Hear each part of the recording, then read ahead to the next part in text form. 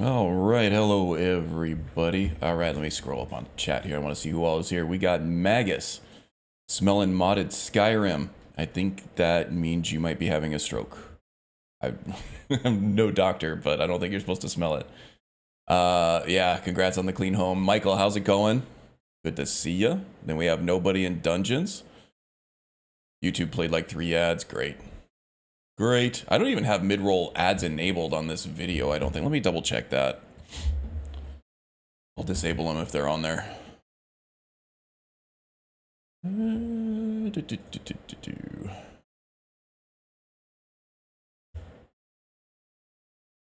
Playlist, paid promotion. Monetization, here we go. Yeah, no, mid-roll ads only go manually, so they shouldn't be inserting any ads. Maybe at the beginning it'll play a few. Okay, and then we have a Reef is in. Garn, before you do anything, there's something you need to know. Did you pre-order Avowed? I did not. I usually bounce hard off of Obsidian games. I tried like hell to play, what was the last one? Outer Worlds twice at 10 hours each, and I bounced off it each time. I did play all the way through Fallout New Vegas, but it was kind of a slog for me. I much preferred Fallout 3. I'm one of those degenerates. So Avowed looks really good with the combat system and everything. Everybody's saying the exploration and the combat is looking a lot better. So actually, I was going to talk about Avowed later, so let's do that. Let's do that later. Looks good to me, though. Let's see. Nobody's in dungeons. Gavin Goof Gains. Goofin' Gains? All right. How's Gavin doing today? Hope you're doing well. Nice crispy piece of meat. Yeah. I don't know. Sometimes I like my bacon greasy. Sometimes I like it crispy. There's no way I don't like bacon. Except maybe raw. People used to eat bacon raw all the time.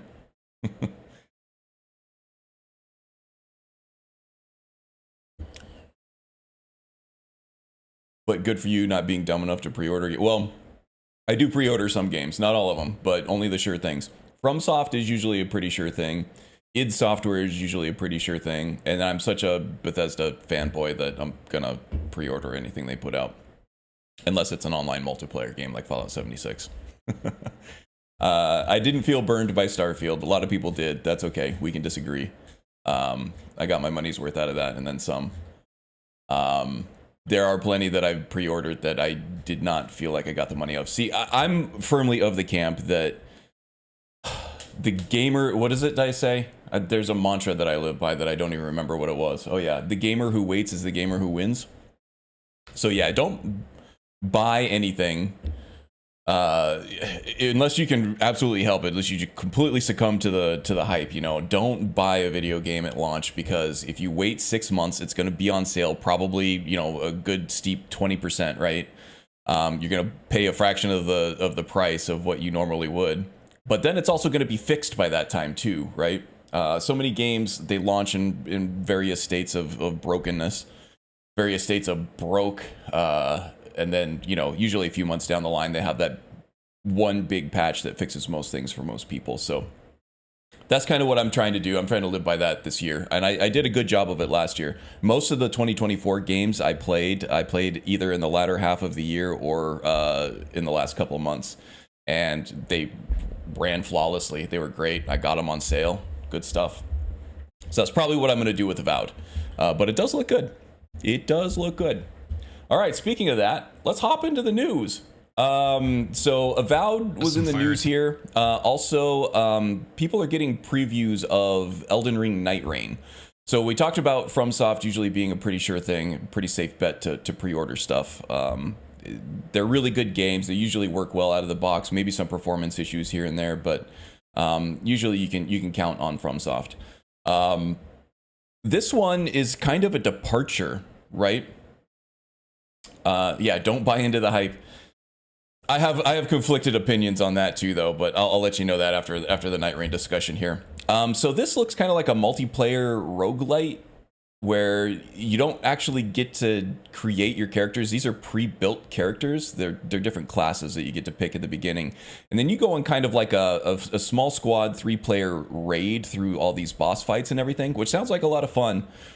You can play it solo, I get. Well, no, you can't. There is matchmaking, so you do have to play with 2 other people all the time, but there's nothing saying that you can't just go off on your own. It's a pretty wide open world where you get to go off and do whatever you want. You don't have to do it. You don't have to go around with the 2 other characters, but it is highly suggested that you do, because the game can be pretty tough without. So you go and do this run through this world. When y'all die, you start over, but you keep some progression on each one of these classes. You get to pick your next class and progress that in your next run or whatever. Sounds like it's fun. It's FromSoft, so it's probably going to be really good, but it's just forced multiplayer is not my thing. Not my thing at all. Even when it's done well, I don't do too much of it, right? Raid, but you can solo. Oh my gosh, they copied Borderlands. Yeah, kinda. Or I was kind of getting vibes from what was that? The Destiny raid mode. And I also did play a little bit of the Space Marine 2 multiplayer mode. I finished that up this week and just decided, what does the end game look like for that? I finished the campaign, and then sort of like, if you're going to keep playing that game for hundreds of hours, it's pretty much the multiplayer horde modes that you're going through. And it's almost exactly like this, where it's like they do matchmaking with 2 other random players from wherever in the world. You pick your classes, and then you just go and start killing stuff. And then there's like an XP bar that you get to keep to unlock cosmetics and stuff. So if you're into that kind of thing, this is probably going to be really good, but I don't think that I am. All right, so that's Elden Ring. We're curious about what Elden Ring Night Rain was gonna be, because it looked a lot like Elden Ring, but there were some key differences there that had us all confused, and now some of the previewers are shedding some light on that for us. So that's good. Doesn't even look as good as moderately modded Skyrim. Yeah, that's all preference. I thought that Elden Ring looked really good. It's very heavily stylized though, right? Of course, modded Skyrim is hard to compare to anything, because with modded Skyrim, you get, thousands and thousands, tens of thousands, maybe hundreds of thousands of developers working for free without deadlines. Whereas, you have a production company, there's just no way to compete with that. You're always going to have a limited amount of people with a limited deadline and a limited budget, because the production company's trying to make money off of their game, so they have to cut it loose somehow. Modded Skyrim has technically been in development since 2011, right? With an infinite budget. I don't know how you compete with that. But yeah, I get what you're saying, especially with like high polygon models and different grass overhauls, different flora overhauls and everything. There's one person working on that for years and years and years to perfect it.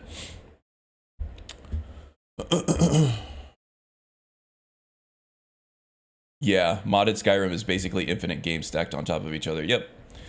So if you're okay with playing one game for the rest of your life, which I think you've demonstrated that you are, then there's no reason to play anything else, right? But for a lot of us, we get the wandering eyes. We need to play something else. Beard and blessings be upon ya. Yeah, thank you. You as well, Yamazi. Do sort of recognize your name, and I definitely recognize your avatar there, so welcome back. Glad you made it. You play other stuff, just don't stream them? Alright. I'm a big FromSoft fan. Elden Ring, if I wasn't already completely indoctrinated into the Skyrim addiction culture, I would be all about Elden Ring. I really enjoyed Elden Ring a lot. It's a good game. All right, so next up, Onimusha, Way of the Sword. So this is the new Onimusha game from Capcom. We got a teaser trailer with an in-game model, and that was really all we saw of in-game. And then just a bunch of people talking about what their inspiration for the game was, right? Now we're actually getting some gameplay, and it looks interesting. It looks like more of an action bent. than the originals, which was kind of more like survival horror with a samurai sword, you know? I was a fan of the first Onimusha on PlayStation 2. I actually have a hard copy of it over on my shelf over there. And I liked it a lot. The way that it was kind of the slow, methodical pace of Resident Evil, but with melee combat and different weapons to master and things like that, was really cool. This one, turns out you're playing as Musashi, the legendary swordsman, which is interesting. I recently just read the Book of Five Rings by him when I was doing my pure warrior character, because there were some strategies and philosophies that I wanted to take for that. But this looks cool. It looks very defense heavy in terms of parrying with your sword. There's like right there where you parried behind you and then redirected your enemy into the environment. So it does look a little slower paced than something like Devil May Cry, but some very interesting ways to parry. You see all the sparks coming out, and then as you're parrying and holding onto that sword, it looks like you're gathering up soul power in this gauntlet that you have, and then unleashing it in these like weird like soul strikes. So super anime. That was a really cool move right there too. So he parried this huge guy's battle axe move, and then he redirected it and then had him spin around and kill everybody around him with his own weapon. That was pretty sick. So I'm really excited. It's kind of like a lot of emergent gameplay built around this parry system. And I'm really excited to see more about how this works on a technical level and get my hands on it and actually play it, because it looks like there's a lot of freedom of expression by the player in the gameplay. So kind of like an immersive sim in samurai form. This looks awesome. This looks really cool, but of course we've only seen 2 minutes of it, right? The Musashi? Heck yeah. Yeah, that's what it seemed like. I could be mistaken, but a lot of the stuff was in Japanese and stuff, but it did seem to indicate that that guy that you're playing as is Musashi. And yeah, the protagonist is Musashi. Okay, good. So I wasn't mistaken.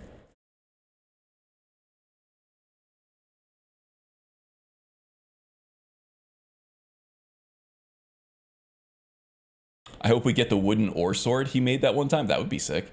You can actually do that. It was Ninja Gaiden, the reboot on the original Xbox, and then there was Ninja Gaiden Black on the PlayStation 3.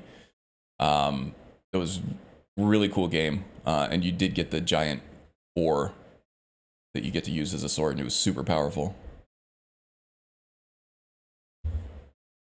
All right, next game, Avowed. Yeah, so the reviews are coming out on this. It's in early access right now, so people who pre-ordered it with like the, I don't know, they probably paid extra, just like we all did with Starfield.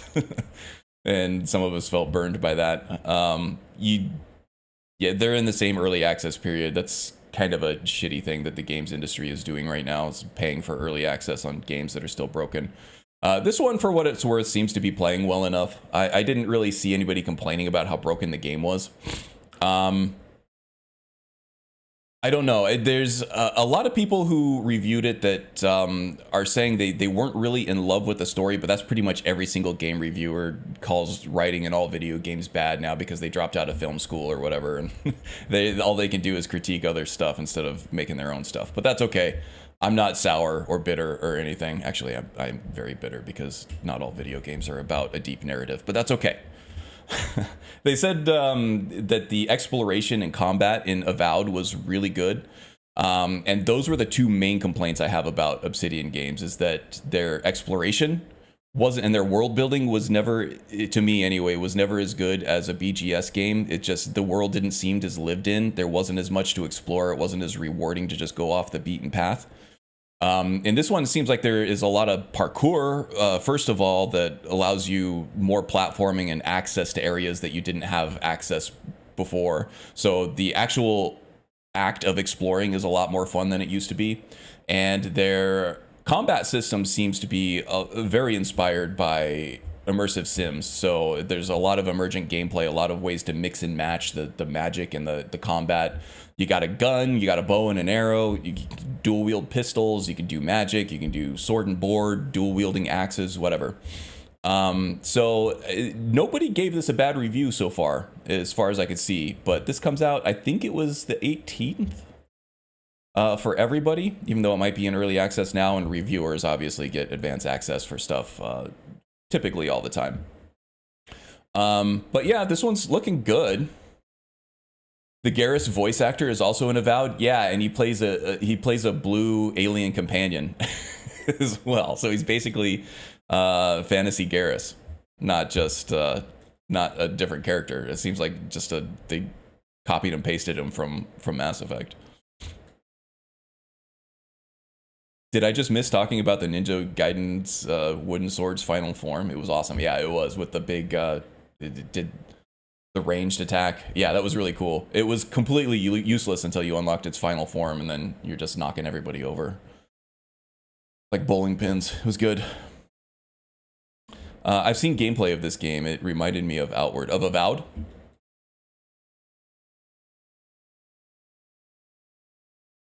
Although some say well, yeah, I think he said he started. I mean, it's really hard to separate the fact from fiction in these old legendary figures like this. But from what I've heard, he stopped using a metal blade altogether. He just started using wood because he got sick of killing people so many times. So he switched to a non-lethal instrument.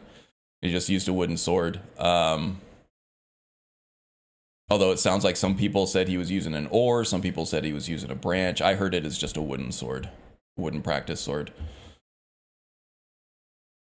Hey, Panicked Monk is here, I think. I didn't see him oh yeah, there he is. Howdy, Panicked Monk. People started streaming it yesterday, so some people do have access. There might be some early access for it. Yeah, I'm gonna wait for a sale on it, honestly. I have such a huge backlog right now, and like I said, I bounced off of Obsidian stuff in the past. So I don't want to pay full price for something that I'm only gonna pay for play for 20 hours or whatever. But this one does look promising. I'm excited to try it when it does eventually go on sale on Steam for $40. Sorry, I dipped. The internet is on the fritz. Yeah, I have very few dropped frames here, so that's probably on your end. I'm looking good. I'm pretty solid over here. Not my fault this time. All right, so the next one here, after, I don't remember when Lies of P came out, but that was at least like 5 or 6 years ago, wasn't it? Like 5 years ago? This is a good Souls-like game. I don't think I've ever seen a bad review of this game. It is a Souls-like game in the world of Pinocchio. So you play Pinocchio, it's a very grim, dark kind of realization of that world.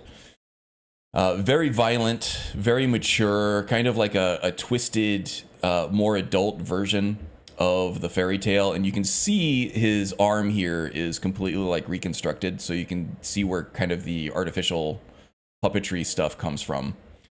And you have like these weird different implementations of things like Jiminy Cricket is now Gemini, and then like the fairy godmother is I forget what they call her, but yeah, you're chasing her down this whole time. This is a DLC. This is Lies of P Overture, and this one's looking really good. I never played Lies of P. I think it's still on my wish list. It hasn't dipped down low enough for me to actually play it or buy it yet, but I'm still keeping an eye out for it.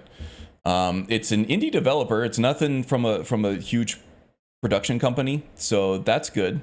You don't have to support, EA or whatever the big ones are now. It's just a studio doing what they're passionate about, and yeah, this looks really great. I'm sure there are some Lives of P fans out there. I'm sure some of you have played it. But yeah, I've heard nothing but good things about it, and I would be looking forward to playing this one if I'd played the first one, but right now I'm waiting for sales on that too. Too much of a backlog. Stream is stable here. Good. Definitely on my end. Okay. Pinocchio as the Brothers Grimm intended. There you go. I think Pinocchio, yeah, they all kind of have different names, but they're very similar. Like I said, Jiminy Cricket was Gemini. they kind of cooled it up a little bit, grim-darked it up a little bit. I think they just call him P, but I don't know what P stands for. It's obviously Pinocchio, right? But yeah, just seeing an old fairy tale that we all grew. I'm sure we all saw that Disney feature film with Pinocchio as a kid. They showed it in class time, in class for like every rainy day recess period that got rained out or whatever. So, or every day we had like a movie. This was like one of them that they put on rotation. So I'm sure we've all seen it multiple times. But to see a different interpretation of that as like a grimdark fantasy adventure would be kind of cool. I'm into alternate perspectives and interpretations on things, so that would be a lot of fun. Looking forward to it. Just gotta wait for it to go on sale. It rarely goes on sale, and when I do, I don't have time. When it does, I don't really have time to play it. He's a real boy. He's as real as it gets. Okay. He's a real boy with a fake arm. All right, so mods. Let's see. A couple things caught my eye. There's a new quest mod called Sleepwalking into Nightmares, and this one caught my eye because it's kind of an original idea, I think. Instead of playing through a quest line in a new land, you're actually playing through somebody's nightmare, an actual NPC in Skyrim. You're invading their nightmares and trying to, you know, survive it, walk through it and everything. I don't know how the writing is, I don't know how the voice acting is, or the overall quality, but it did make top mods on the Nexus, so, you know, enough people liked it to endorse it enough to get it up there. And to me, it's just original enough that it's probably worth a playthrough regardless of the quality. But we shall see. The trailer looks compelling, I think. Obviously, they're reusing a lot of different models because they, you know, it's a mod, it does that. Yeah, Magus, I'm right. You're a step ahead of me there on that one.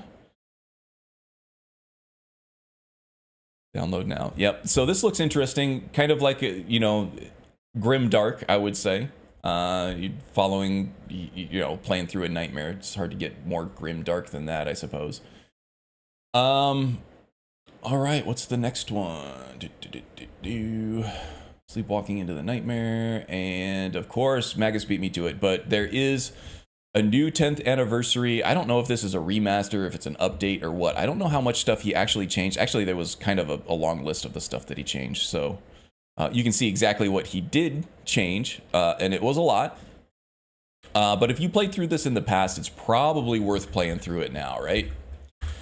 Yeah, so the mod author for the 10th anniversary went through, completely overhauled a lot of things. A lot of bug fixes, I'm guessing, a lot of new equipment, maybe some new writing, maybe some new quests. Looks like mostly bug fixes, though. More details. I've never played through this one, so at some point when I get to a point where my gameplay and my armors and weapons are where I kind of want them for a bunch of different character concepts, I'm all about the character building and stuff like that, right? And gameplay in my game. So things that contribute to a character concept in terms of aesthetics and gameplay, that's what I'm going to focus on. And then I'll start putting in quest stuff. And then when I get to that point, I definitely am looking forward to the Cowl of Nocturnal. I do have it in my list of quest mods to play through. Worm's Tooth is the top. I'm probably going to move that down. We got Moonpath to Elsewhere. Actually, why don't I have this on here? That's ridiculous. I need to put that on there. The Great Cowl of Nocturnal, that's one I've been wanting to play for a long time. Put it underneath Worm's Tooth, because Worm's Tooth has been around for a while, and I'm looking forward to playing it. How about that? Yeah. So check that one out. And I also forgot to link this one, so this is the link right there. It's fantastic. It's in my setup now, and we're going there. Sweet. Are you using the new one, Magus? Because this just came out this week. Or are you using the old one now? Need to get with these larger quest mods. Yeah, I've never played all the way through, what was the one that's in my game right now? Beyond Reach. So I want to get all the way through that one. I haven't gotten all the way through Vigilant yet, which isn't as big as these new lands mods. None of the patches for the new one have been up. Okay, so you're still on the old one. I don't like Clockwork in my style of the quest. Yeah, I probably won't like it either. Welcome, by the way, James. Hope you're doing well. Clockwork, it just seems like it's not how I want to play Skyrim, you know? But I'll go through it once and then remove it if it's not gelling with me. All right, so we talked about new games, we talked about mods. Let's get into Skyrim, huh? Let's do what all the people came for. Play some Skyrim. Vigilant is definitely or play only mod. On play only mod. I liked it, but there's too much. Oh, one play only. I'm sorry. The edge of that chat window is getting cut off, and I don't know how to fix that. So I'm I'm losing like the last character of everybody's posts here.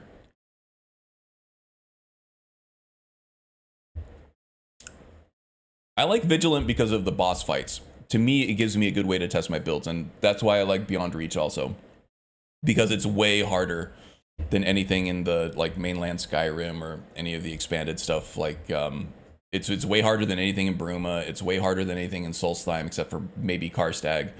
But even then, Karstag's usually kind of a pushover compared to a lot of the stuff in Vigilant, or even Beyond Reach. So yeah, the Vigilant series of mods, I think I'm going to add them all in it and at some point, because I think it does make a good showcase of the strength of a character build. So I'll probably keep those in. I don't know, the stuff that you play for the story, I'll probably play once or twice and then remove.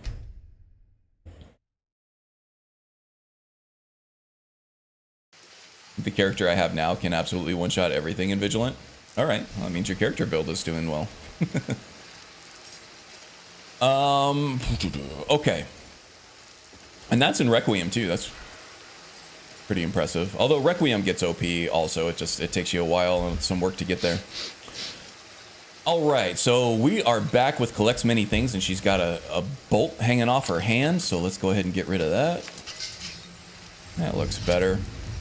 So yeah, collects many things. We've done the whole Nightingale stuff. We're pretty much at the end of the Thieves Guild quest line here. There are going to be some side quests to do here and there. We do have the Nightingale armor, which is looking pretty good on our girl here. We got physics on the cape. We got physics on the tail, which, you know, had some people complaining about it last stream. It was distracting for me at first, but now it doesn't bother me as much. I don't know which is more distracting. The ridiculous, like, robotic TikTok metronome tail, or the one that just flips and flops all over the place. Typically, I'm not moving like this, though, so we're not seeing the tail just, like, whipping around all over the place. Typically, I'm walking or running, and it looks fine doing that.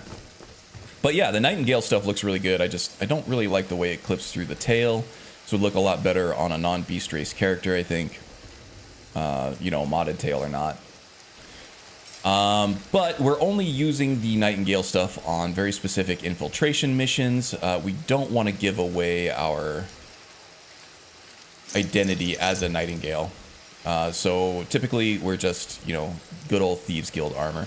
Some of the best looking armor in the game, in my opinion, is just the regular Thieves Guild stuff.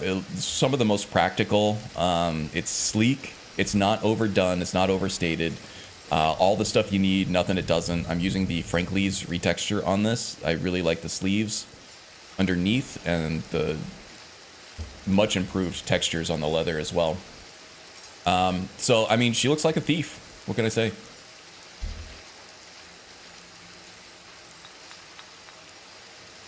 And it's a no-craft. Oh, yours is a no-craft build. I was going to say the thief is like my first no-craft build in a long time, and I feel like this is going to be a big challenge because of it.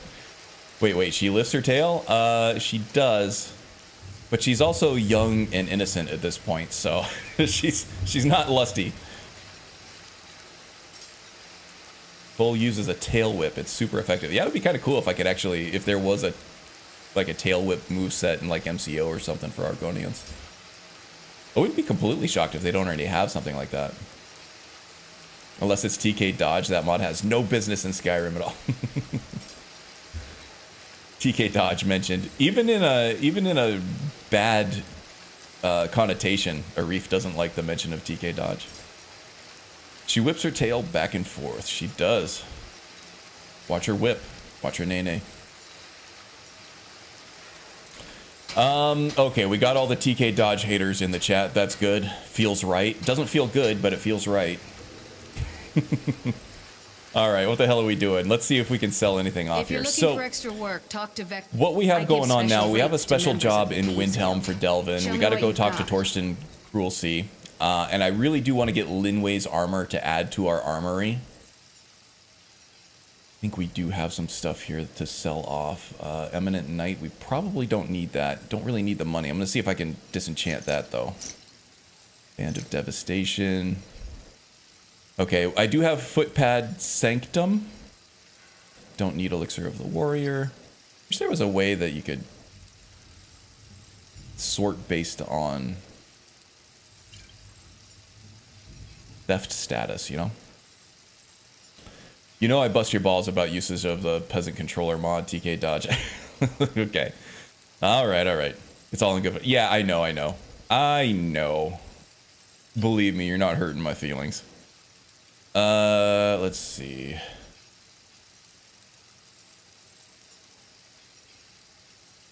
Actually, if anything, I should feel bad for you every time I see you, like, slowly walking out of the way of an attack and just getting pelted. I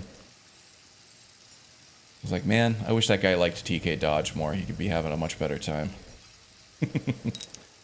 Okay, just want to sell all this stolen stuff off that I'm not going to need.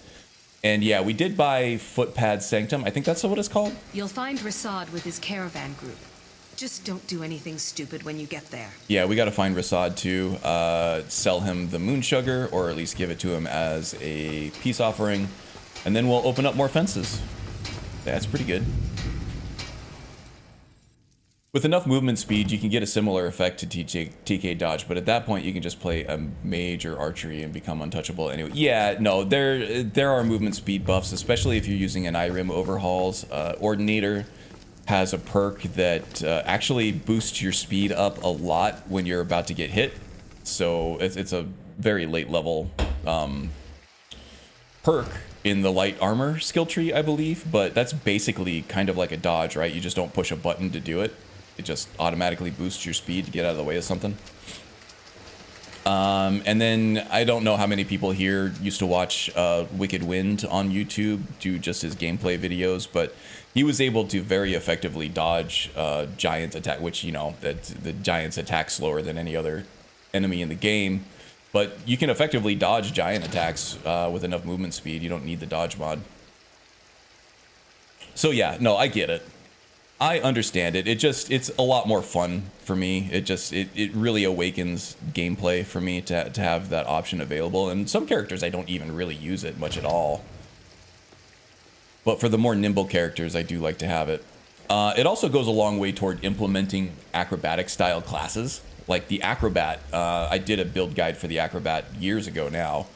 But a big part of implementing the Acrobat from Oblivion, because Oblivion did have, you know, dodge rolls as well if you got high enough into the acrobatic skill. To bring that class back from the old game with game mechanics that don't exist in Skyrim anymore, it was a really nice way to make that feel more like that Acrobat class from Oblivion.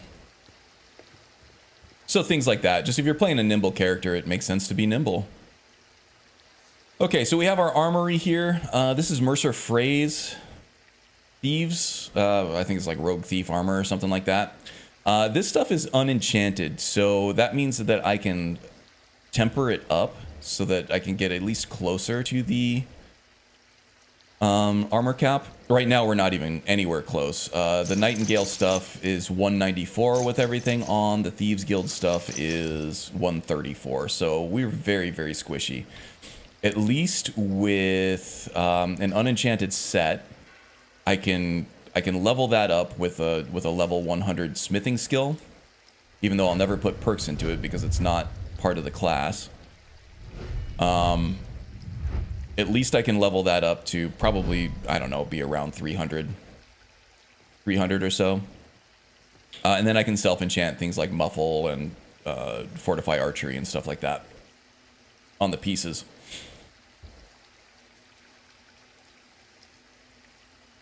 Just popping into Skyrim streams and dropping likes. Hey, Nico Roshi, welcome, buddy.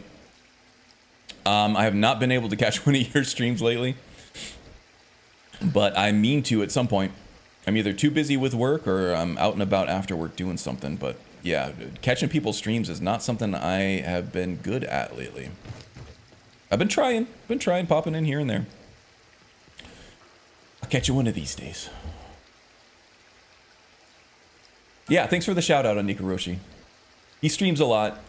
He has his own Wabbajack lists and stuff like that, so he knows what he's doing as far as modding, and he's got some really cool looking character concepts as well.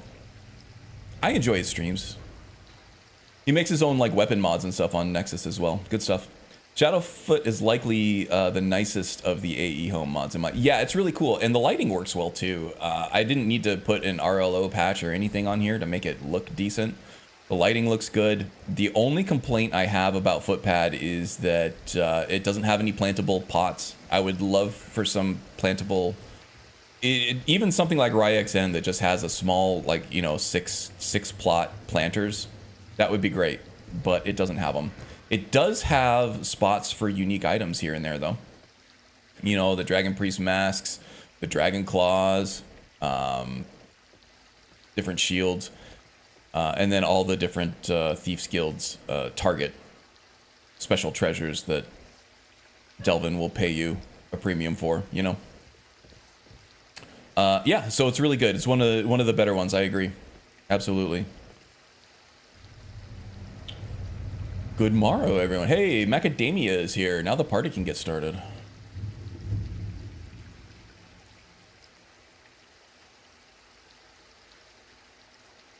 Macedonia. Macedonia, Macadamia, Maldaroth, it's all the same guy. He's the man of many names. Okay, what else am I dropping off here? Oh yeah, there is an enchanting table here I wanted to hit up just in case there was anything else that I could learn from any of this stuff. Curses. Target is consumed by anger, taking 10 magic damage for 10 seconds or until it attacks or casts a spell. This is great for a sneak archer. You can peg somebody with this, and they're going to be taking magic damage over time. And since they never find you, they're never going to attack. Mages might cast like a flesh spell or whatever, but... you know, and I'm taking the heavy armor enchantment as well because I might have some hired muscle at some point that can use it, even if I'm not going to. Still early in the day, it's almost noon, so we have plenty of time to make our way over to Whiterun, Windhelm. Too many W places in Skyrim. Whiterun, Windhelm, Winterhold.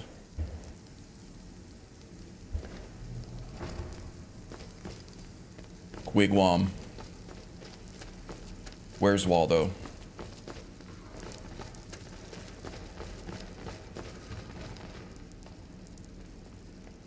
Macadamia, that's nuts.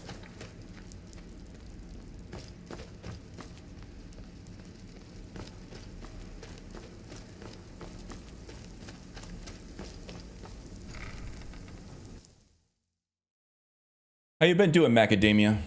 What you playing? Still working on your Skyrim lists and stuff?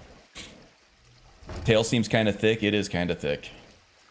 I can't get rid of it though because it wasn't just a mesh. It installed an ESP along with it, so now I can't remove it without removing a plugin from my save, and I'm not ready to lose this save yet. So we're stuck with it. I've become quite...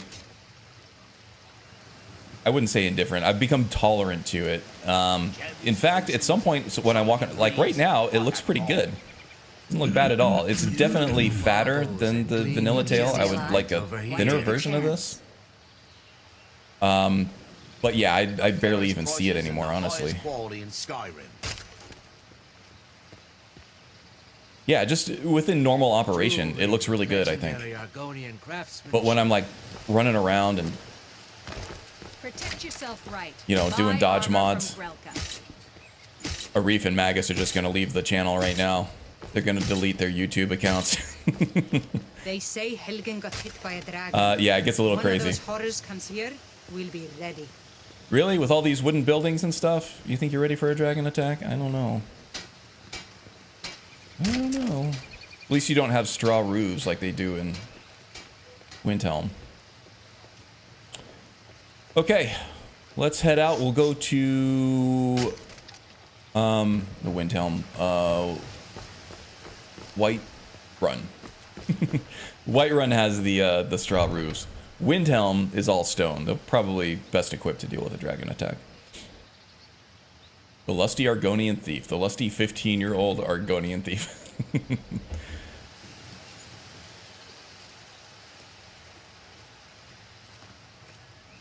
I mean, she's smacking all them guards in the dicks. How does she not get a bounty? Maybe they like it. Maybe they're paying her a bounty for each dick smacked.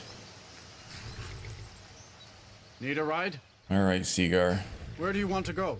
Let's go to Windhelm. Climb and back and we'll be off. So this Linway quest line, Downright hot now. I think we just have to get the pendant back and torch the Somerset Shadows banners. I don't know if it requires us to kill everybody. I would be tempted to try to do it in as pacifist way as possible because Cole here she's not bloodthirsty at all. She tries to avoid combat if she can, but I really want Linway's armor. Zim's Immersive Artifacts does have special enchantments for Linway's armor. Let's see, Torsten, am I going? Okay, he's actually at his farm right now. He's not at his house, so, wow. Zora's booking it. Liking a tail slap to the Richards seems very Debellan. Yeah, I mean, Debella has a strong influence there in Riften, for sure.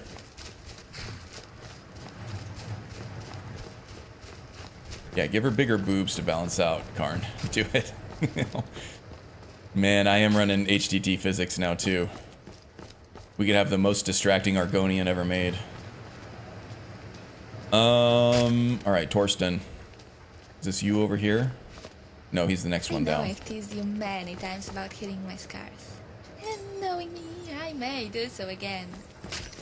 But now, after everything we've been through, I don't think I'd want to give them up. They're a part of me. Okay, I was trying to figure out what she was talking about. Yeah, she was talking about how, you know, she hates her scars. We did do I did do the Children Fair, her character-specific quest mod for 3D NPC. So now she's kind of... She made peace with her sister who gave her those scars. And now she kind of sees the scars as part of her and kind of what helped shape her. Smacks dicks with tail on a Skyrim agent's tail. Yes, indeed. That would be a great playthrough, actually. I don't know how long I can sustain something like that, but it would be good fun while it lasted.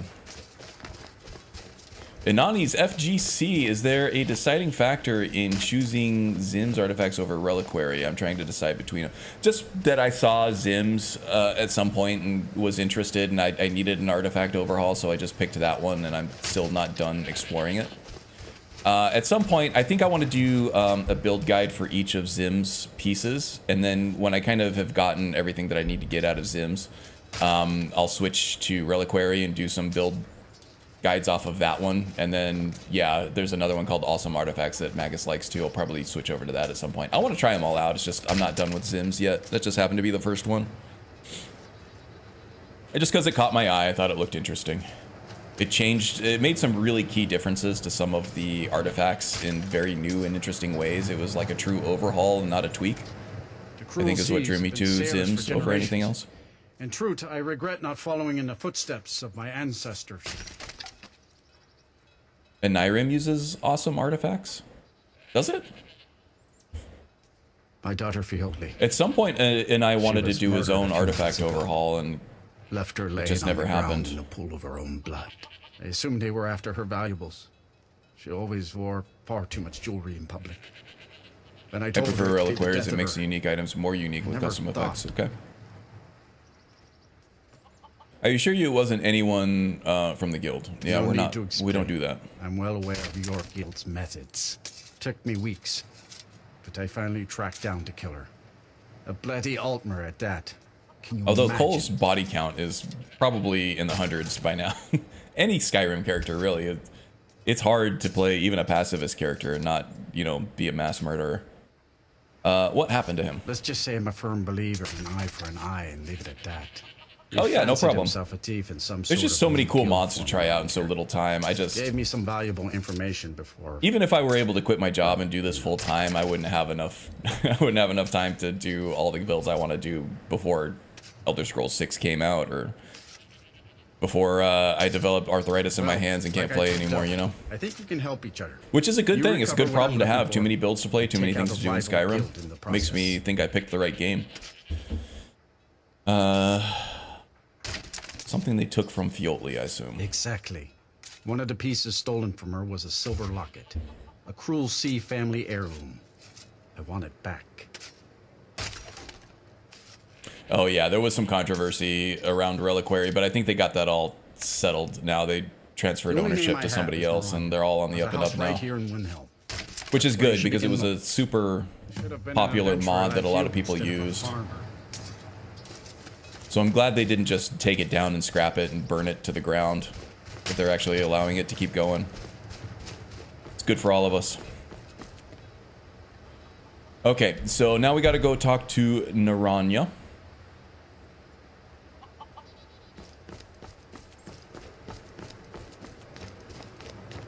Heard about the Reliquary debacle? Yeah.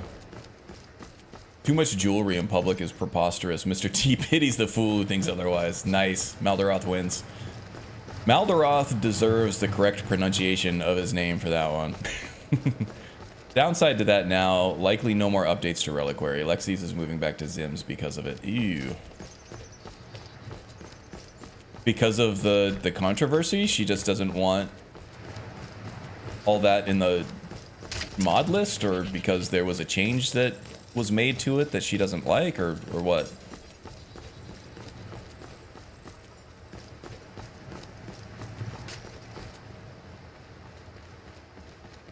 Because of asset theft, okay.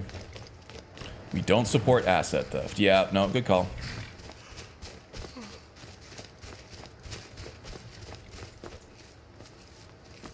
Rania, I barely... No, it's okay. I'll allow it, Arif. It doesn't make any sense, but I'm a big fan of that type of joke, as you know. Every time I see a smelter, you know.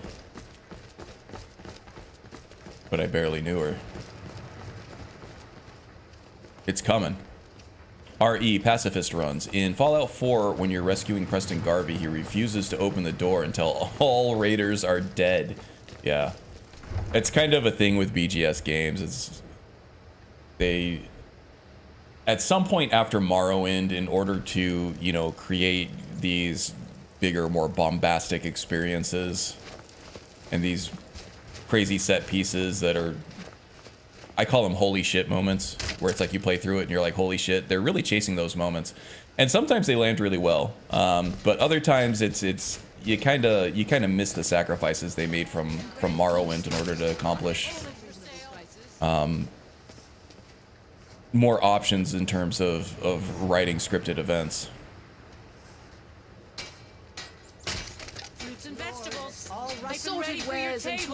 Because if you have things that are supposed to happen a certain way in, you know, the way that the game was written, the way that the story was written, and you're allowed to just kill anybody or not kill anybody at any point, that really limits kind of what you're able to count on the world being in a certain state before you do that.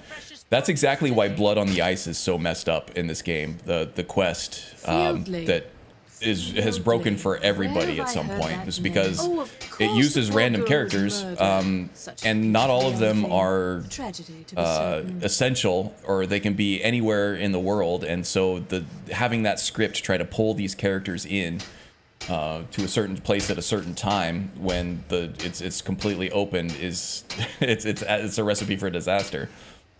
So that's why, like, things like Fallout 4, even though they have some really awesome scripted events, Starfield is kind of guilty of this too, although kind of less so, of really kind of putting the player on rails in certain ways, is because there are certain things they want to do with the story, and they need certain characters in certain places at certain times to be able to do that, and without, you know, causing bugs all over the place. You're hiding what you do, I know it. I'm afraid I have absolutely no idea what you're speaking of. Listen, I've killed before and I'll kill again. You better tell me everything you know. Now, just a moment. Let's think about this, you know. Man, Cole really does not like to do that. She feels rational super people. uncomfortable. We're gonna get started on the Bard's College at some point to get some confidence going, so that she's I able had to no feel more choice. comfortable intimidating They're people. crazy. Because I saying could you're be gonna kill killed. somebody is a lot better than actually killing somebody in her book. It's a guild of Ultima thieves. They call themselves the Somerset Shadows. Their leader, Installed a Linway, knockout mod is and the was gonna worst go of for a the lot. Batman run, He steals and it got valuables from the derailed dead. immediately. Oh boy. If you're playing a Batman, just roleplay those raiders killed Martha. Ooh. No, Linwe prefers stealing from But the even, deceased. yeah. Digs up the corpses, breaks into the Hall of the Dead. He Did even Batman stole actually that locket kill? right off I don't that think he poor killed the murdered person who girl's killed his body. mom. Or what was left of it. I used to fence for the Thieves Guild in Skyrim a long time ago. When Linway moved into the area, he contacted me and said if I didn't fence for them, he'd kill me.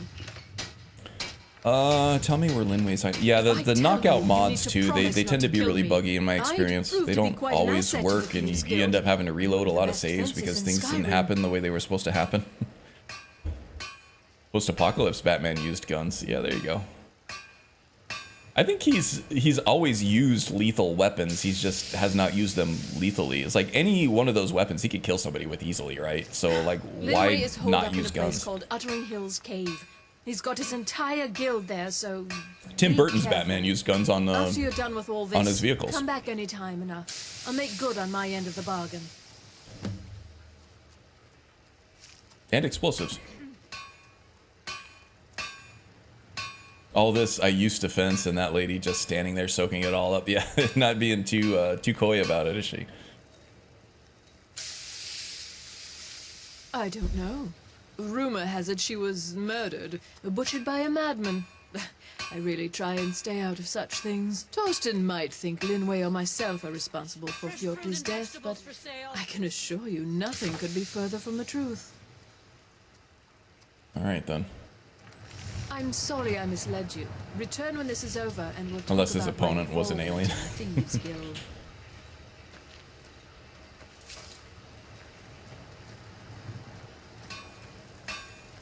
Batman should only use bitch slaps on his foes. Yeah. Like the meme, slapping the crap out of Robin. I mean, Robin had it coming, right?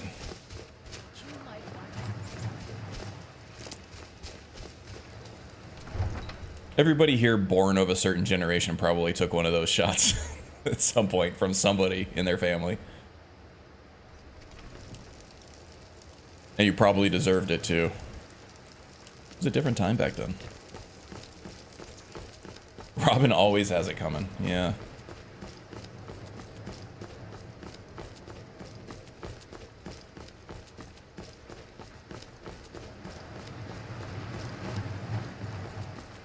Yeah, guns don't have to be lethal. I mean, geez. A gun would probably be more effective and do less damage than what Batman's martial arts do on a regular occasion, right? Half of the martial arts moves that Batman uses on these just, you know, rank and file goons just doing their job are going to leave them crippled for life, like not being able to walk, like shattered hips, shattered knees. Probably might even need like emergency surgery and prosthetics to not die from internal bleeding and stuff. But if you just kind of like shot him in the leg or something, that would take him out of the fight. It would be, you know, right as rain in a couple months and ready to repent. Or to do it all over again, I guess. Yeah. Everything not meant to be lethal can be lethal, for sure.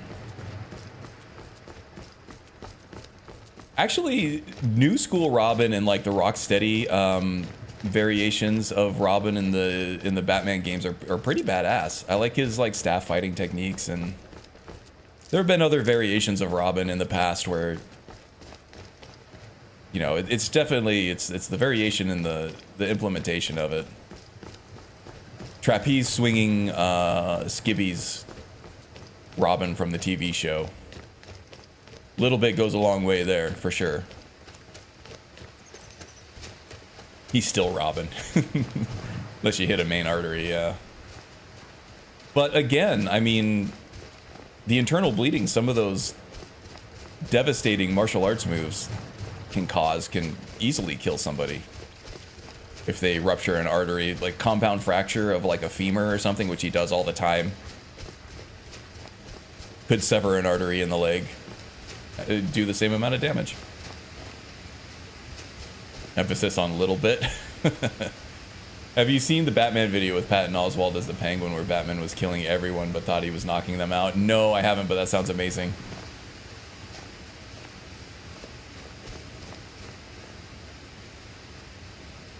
Yeah, most of what he does in those Rocksteady games, it's like it's hard to believe those aren't killing just everybody that he's hitting with those moves. Hail and well met, Ghost 57. Welcome, buddy. How's the thief handling things? She's doing it. She's not feeling confident about it, but Brynjolf has signaled his intention to make her leader of the Thieves Guild. She definitely feels like she is not ready for that yet. But, well, sounds like it's going to happen one way or another. So we're working on that confidence here. All right, Zora, I want you to come down here and wait. Actually, we might wait till nighttime. Do we have any thieves crabs over here? No, I think we're good. All right, let's wait over here until, we'll wait till about 7 hours is good. I also have some new gameplay tricks here. Bow of Shadows makes you invisible. There is a perk called Party Starter. I think I froze. Yeah, I definitely froze. God damn it.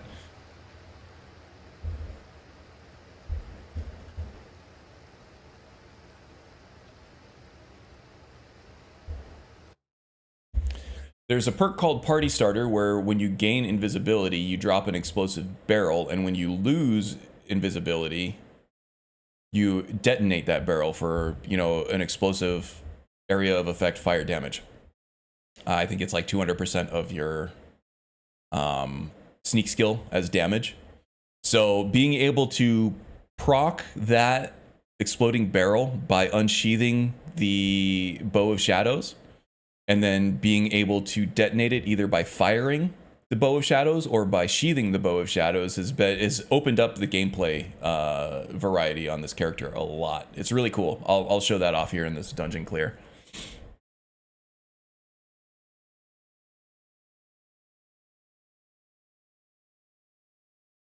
Get perked up right and she'll be able to take on it. Yeah, I've been kind of focusing on just sneak damage as well. But without crafting, damage output has been tough on legendary difficulty. Trying to do everything via perks and unique weapons is not ideal. Typically for a character concept or a build, I want to have like at least one crafting skill in there because it really, any one of the crafting skills will boost your top end damage better than anything else really. So just having access to blacksmithing would be able to boost my weapon damage up really well. God damn it. Okay, so we didn't have to start too far away. We're good. This area always gives me trouble. Either modded game, unmodded game, 3 different modding lists. At some point, the cell kind of disconnects from the cell that loads, and I just walk into a cell with LODs that hasn't completely loaded yet, and then I can't save, which is how I froze that time.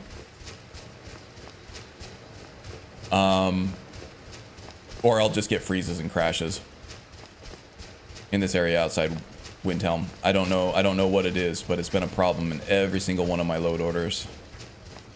And I've had more problems here in vanilla than I had anywhere else as well. Okay, hopefully this stays intact this time when I load into this one. And yeah, we're seeing crabs this time, so we should be okay.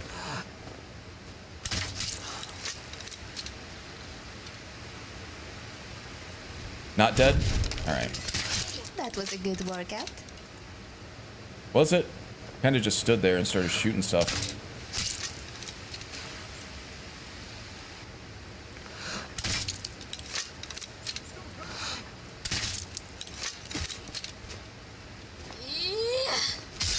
Really? You didn't kill that crab with that one shot?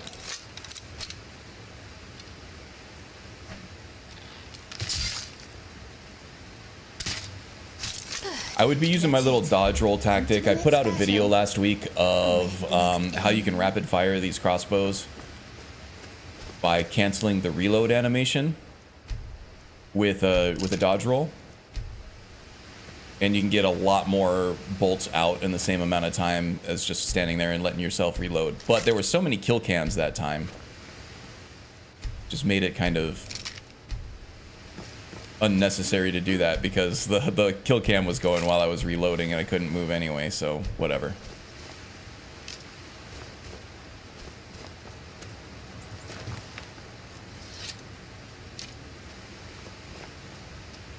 Oh, and we got some iron over here. We'll take that too. Okay, quick save went through. That's a good sign.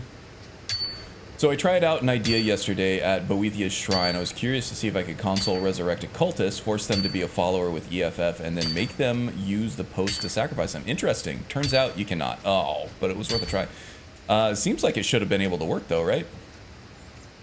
I wonder if there are just certain actual vanilla followers that will work, because I've tried to use custom followers through like Nether's follower framework on that before, and it didn't work either. It just they wouldn't go interact with the poll.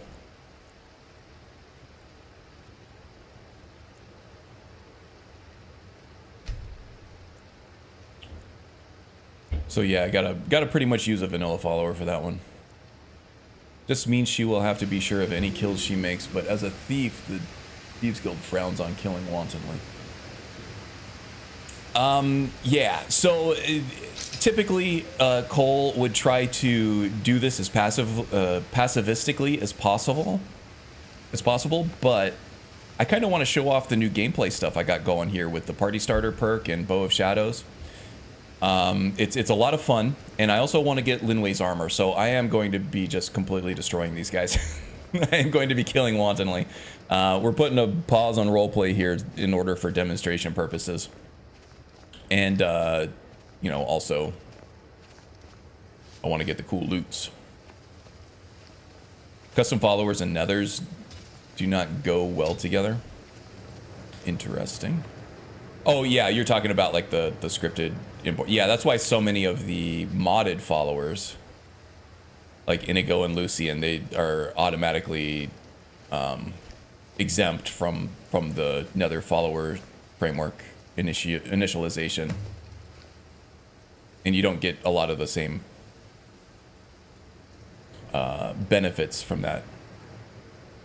Wow, they are really chasing that thing way out there, huh? You doofuses. Yeah, you still fighting? This ends now. All right, so here's a gameplay combo I've been working on. Oops. Don't you love that when NPCs do that, where you're like trying to be sneaky and stuff, and they'll stay in one spot for like 10 hours, and you're like, okay, I can approach now. And as soon as you approach them, they start bugging out. It really pisses me off every time I play a sneak character. Now the guy's getting pissed off at something again. What are they getting pissed off? I don't see anything out there. I want them to stay still so that I can demonstrate my cool shit. And they're getting super distracted and just running out into the tundra.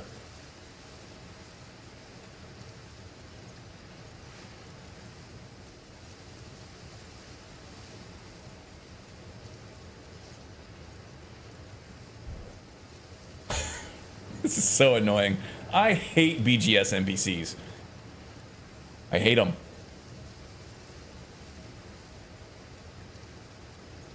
We're just gonna roleplay Cole is hitting them with paralysis poisons. Oh, it makes You know, I'm trying to like work hard and come up with like new novel ways to play this game and showing you guys cool shit in Skyrim and how to do it. When it would be so much less of a pain in the ass just to freaking be a sneak archer every single time and load up on paralysis poisons. Then at least you know the game engine is going to cooperate with you, right?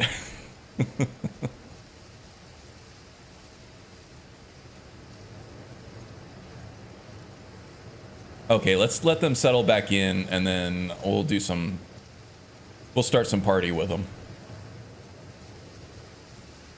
I mean, are they just supposed to stand there? I mean, yeah. Yeah.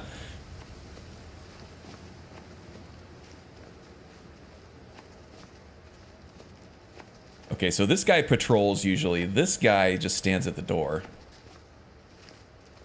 Alright, so I'm going to sneak up to him. I have the Death's Emperor coin as well. So I'm going to give this guy the Death's Emperor coin. Now he's going to take double damage from whatever I do, including sneak attack damage. And this other dude, he's going to patrol right up over here. So I am going to plant a barrel. And then as soon as he gets close... Now you're mine. Well, he took a lot more damage than I thought he was going to. You don't have a chance. Die already. Lots so of I can dodge take your rolling. stuff.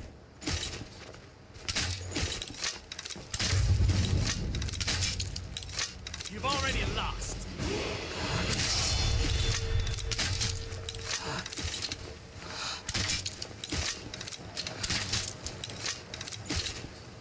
I was trying to do 2 birds with 1 stone there. I should have just done 1 bird with 1 stone.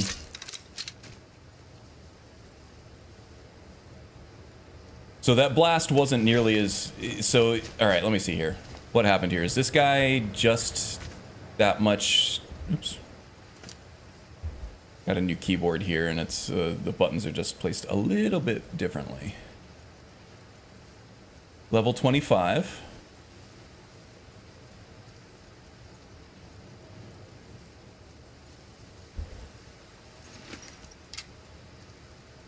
Unenchanted gear would be nice too. We'll take an unenchanted set. Linway has the enchanted set.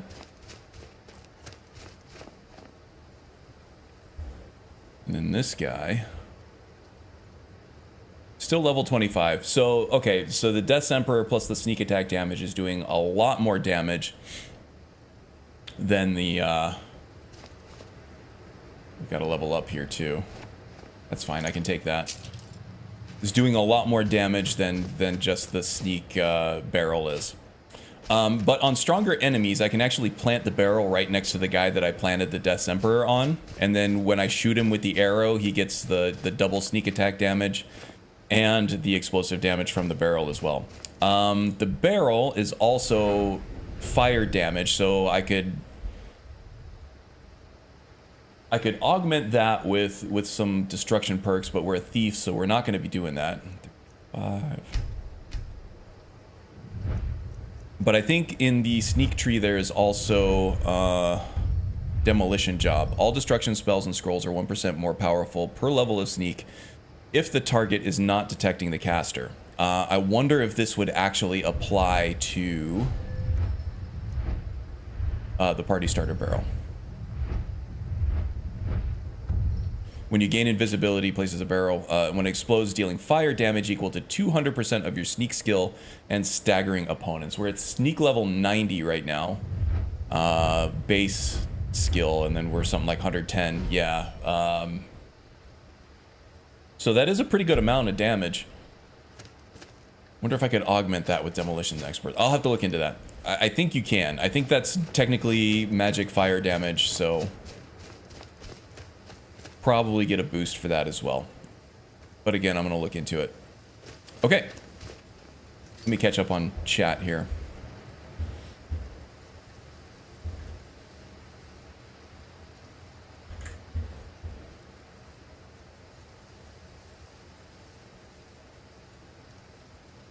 Also enchanted paralysis. Yes, indeed.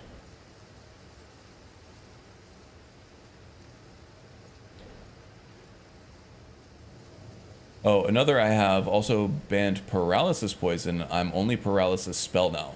Paralysis spell? Okay. The paralysis enchanting effect is probably the most balanced because it fails so often. Paralysis poisons always work, and I thought that paralysis spells always worked too, as long as you hit the level limit. Banned. Blizzard rolling in, you know what that means. That's right. Hide your female co-workers. Resurrect them and try again. I had a weird dream a while back where Todd and it's Pete, right? Where they were on stage at E3 announcing another release of Skyrim that included chests that you could buy keys for with real money. Oh, God. Man, you got to go there. Dreams are strange, except... yeah, this one's so close to reality. They hyped up that chests contained unique CC stuff, and then everyone started throwing tomatoes at them and walked out. Good.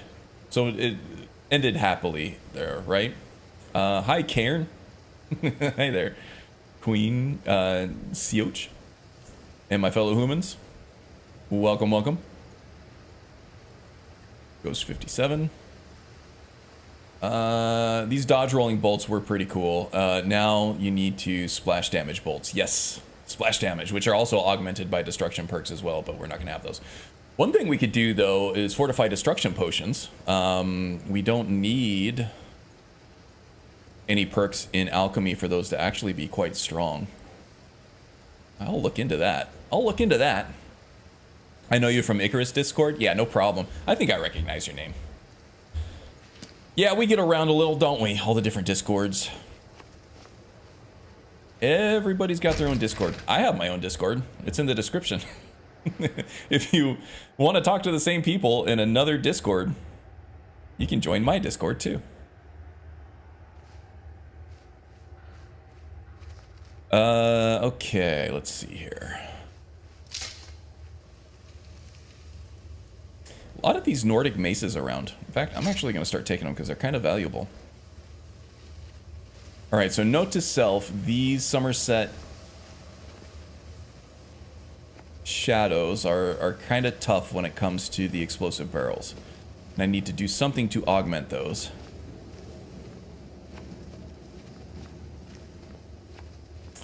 Do Lightfoot potions, do they increase your sneak skill, or do they just make it harder for you to be detected by NPCs? I thought I had a Lightfoot potion in here somewhere. Light armor. Might have used it. Might have drank it already. Yeah, I don't see it.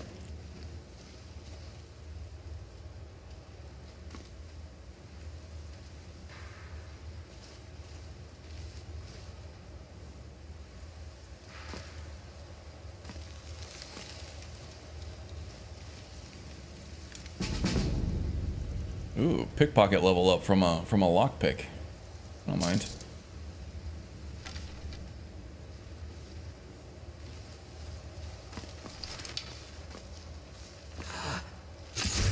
What was that? Now you're my... Yeah, one thing about the Bow of Shadows, I don't think it's silent like other bows. That's something I also think is fixed via mod. Me.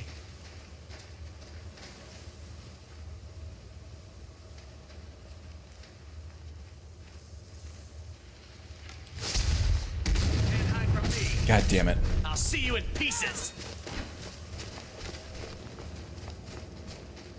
You can't hide from me.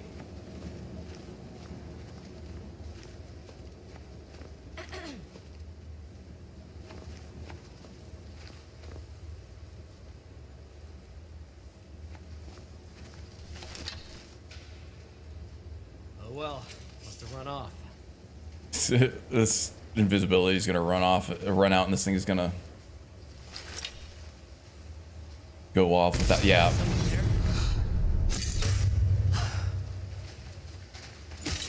Over here. Yeah, I think I need to tweak this bow. I think this is fixed via the unofficial patch. What are you gonna do? Huh? What are you gonna do? I'm gonna freaking murder you is what I'm gonna do.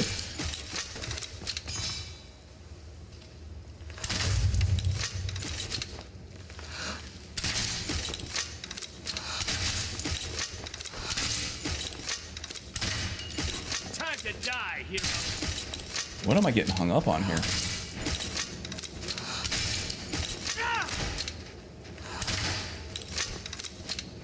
I'll make you pay.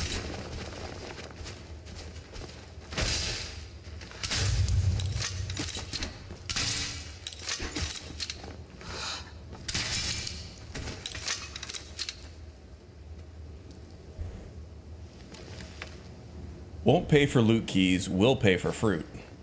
There you go. Everybody's got to draw their lines somewhere.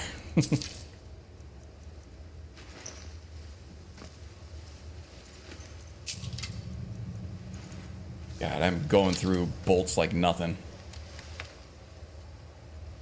Reloads with tail.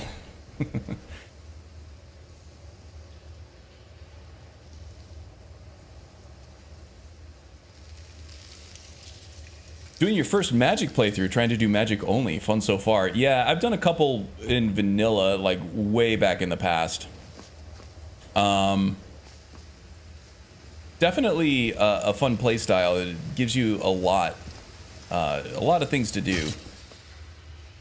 In vanilla, it does pose an issue. Like top end damage output is a real issue. You got to make sure that you're using those Fortified Destruction potions. Unless you're playing on lower difficulties, which is fine. Then anything's viable, but... Let's try to get some good distance here on this one. We're in the dark, we're invisible.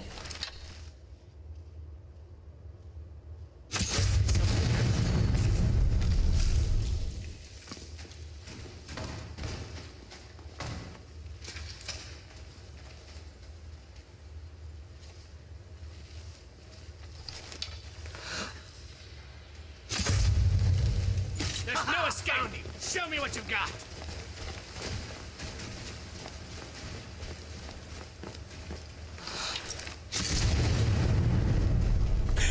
One guy ate it back there.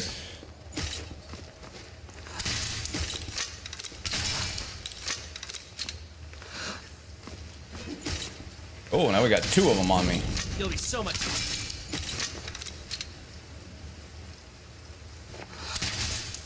You've already lost.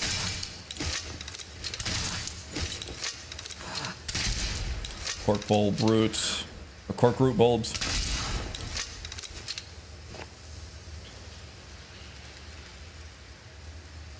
Yeah, that's the downside of this method of rapid fire crossbowing is the you just go through ammo like crazy.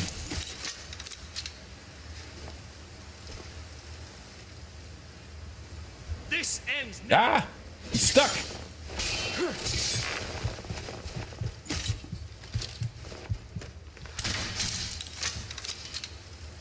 Spellcasters were viable on Legendary way before something was a thing. Damn OBS cutting off the last letter. I can't see. Can't see shit. Way before AE was a thing. Yeah, they're viable. You just got to make sure that you're using those fortification potions in order to get that top end damage. Otherwise, the enemies are way too spongy on vanilla legendary difficulty. I mean, you can do it. You're just going to be... you're going to be spending a lot of time on each enemy.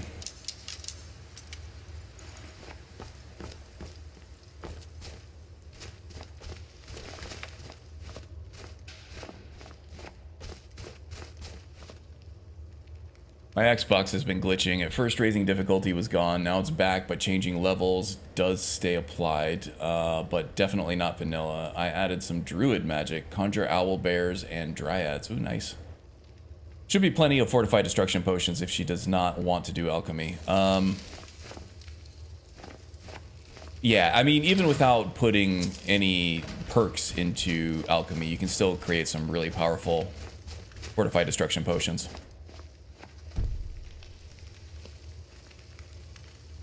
Okay, let's chill out here and let the Argonian regeneration do its thing. With the AE spells, you can choose not to use alchemy.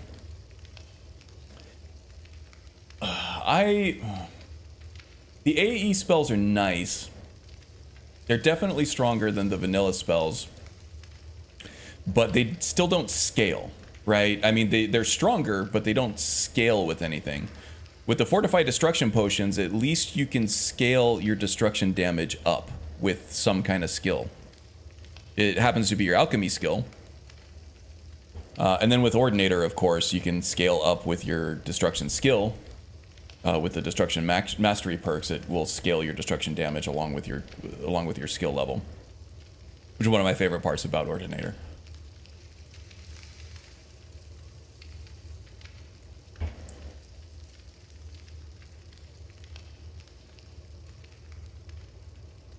Yeah, and the reason why I say crafting the potions instead of buying them, because in my experience anyway, the fortified destruction potions are really rare. You rarely see them at an alchemy shop anywhere.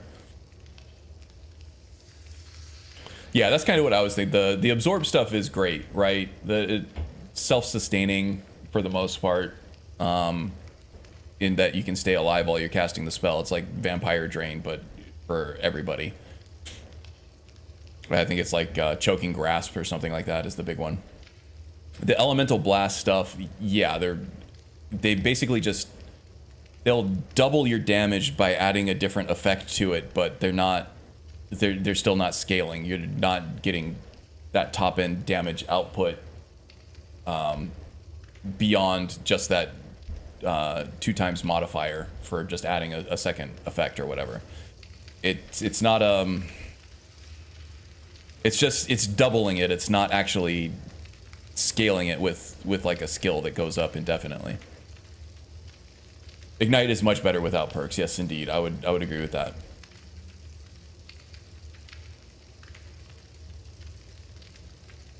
You see them a lot in the Dremora merchant stock, but you need that black power. Okay, I didn't know that. If he stocks them more, then... I've also noticed that Khajiit caravans stock a lot of poisons too, and hardly any actual potions. So it seems that like the vendor lists on things are skewed in different ways for what potions they offer. Oh, I did want to get those dwarven bolts. Oops.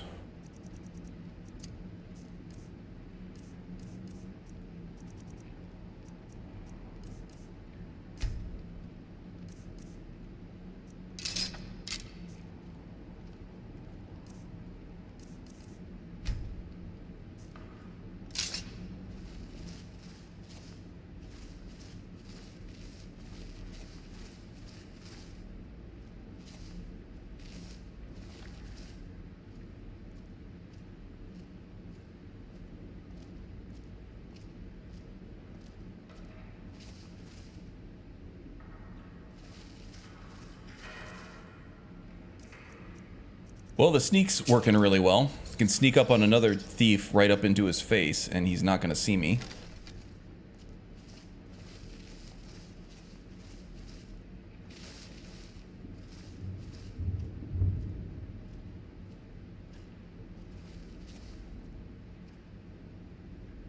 Invisibility effect's going to wear out, and I'm going to alert everybody.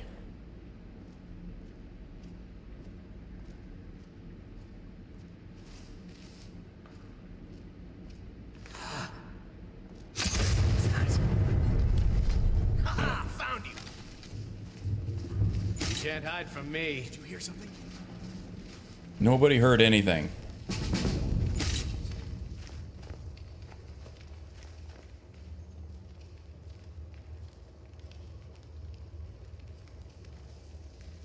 Yeah, I think I need to tweak Bow of Shadows to be silent like every other bow. The arrows are not silent, so the bow is. Said you'd wait for me. This is gonna take some getting used to, guys. I still think it's viable. Do I have no arrows? No bow and arrows. What was that? Weird. Didn't show up in first person. Yeah, so usually the bows, how they work in this game, the bow.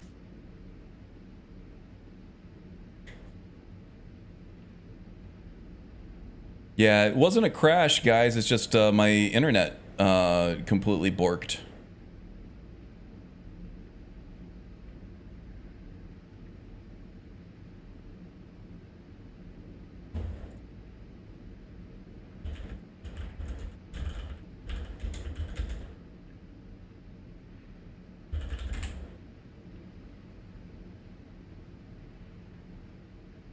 Dropping a lot of frames. Here we go. It looks like we're back, though. We'll see if this stabilizes.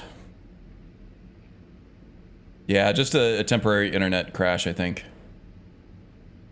Get new internet? I did get new internet just like a couple weeks ago. The internet's good. Let me see here. It's just, it seems like Saturday at this time is like the most busy time of my neighborhood. I might switch over to fiber optic at some point. But yeah, I'm getting, you know, a gigabit down. We're close to it.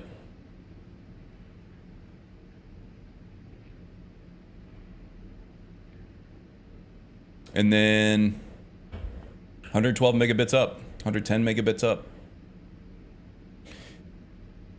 So it was just a temporary blip. The internet's good. I know I'm paying for good internet anyway. It's definitely not cheap. Kill him, he talks to me like that again. Get him while he's sleeping. Is this Linway? This is Linway. See if he likes that. Lying little harlot. That brat ain't mine, could be anyone's. Won't get one rusty septum from me.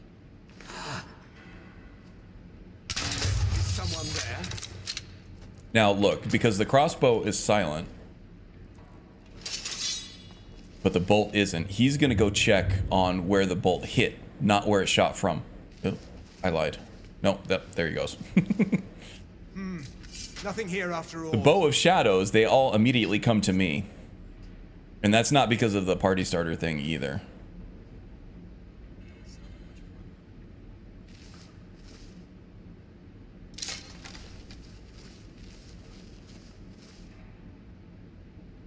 We get a barrel? We sure did. I need to get that Death's Emperor back.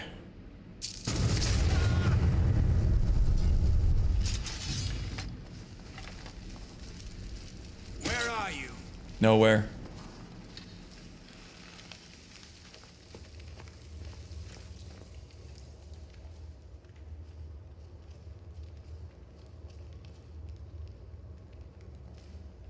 Oh, pilfering off your neighbors. Got it. I enjoy saving money too.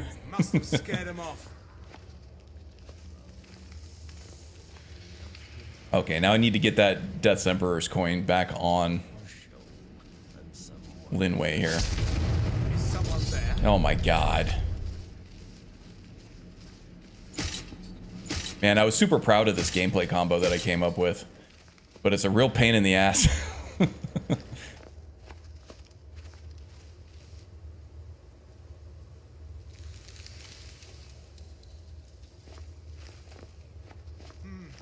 Nothing here after all.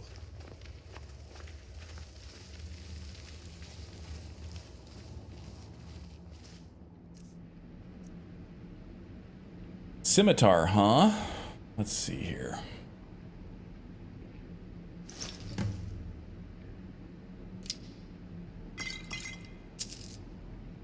%. I would like him to not have that. But before I do anything, I'm going to put the Death's Emperor's coin. That's automatically going to double any damage I do. 63%. Hey, it worked. Should combine it with Bear Trap? Yeah, I do want to do Bear Trap. The problem is I want this to be a level 50 build, and there are just so many perks that I want to take for this build that will help. I can do more than 50 perks because of Dragon Horde, which is the top level pickpocket perk that lets you buy perks for 50,000 gold. So I can go over 50 perks for this build. I just don't know how much more I want to do.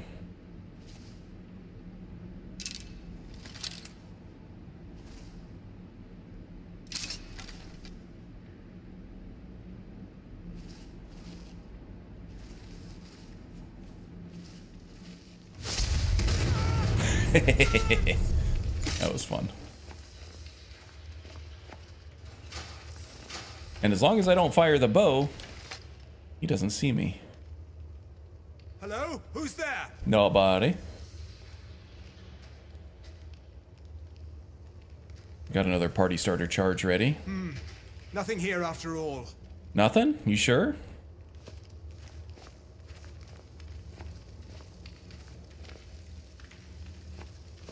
Is someone there?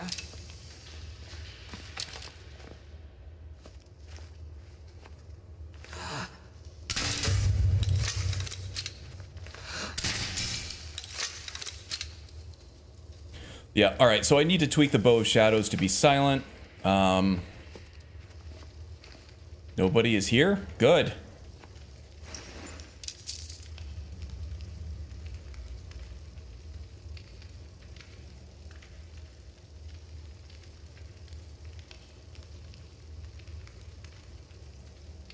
If they step on... Yeah, I've used bear traps before. They're really cool. If they step on one, they won't auto-detect you. If you're hidden, then combine it with what Karn is doing here. They'll take damage, poison, staggered. Yep. Very cool stuff. All in the Ordinator lockpick. And it scales off of lockpicking skill, too. So the higher level your lockpicking is, the more damage you're going to do with those traps. It's a really cool playstyle. Okay, what do we got here? Linway's armor increases stamina by 15% harder to detect while sneaking. That's good. One-handed attacks do 15% more damage. Don't really care about that. Bows do 15% more damage. Definitely a good one. And we'll take the glass bow because it's expensive. All right, we still need to torch the Summer Mist Shadows They got that secret magic. banners. You said nobody was here, and yes, I am here. Okay. So throw the uncapper in there. Win-win. Ooh, boy. Kinda sounds like cheating to me. Should have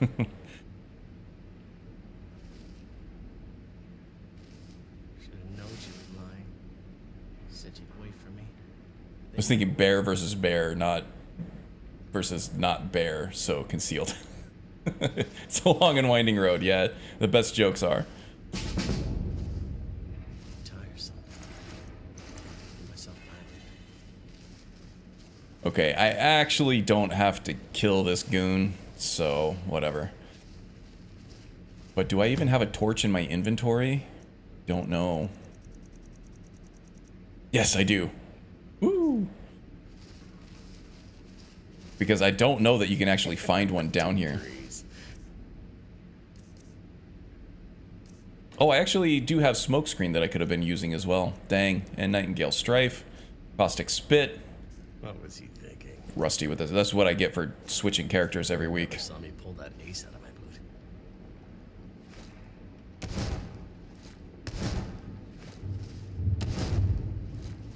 Why is this not working? Has this ever worked? Need me some scuba. The imported stuff. Just one last time.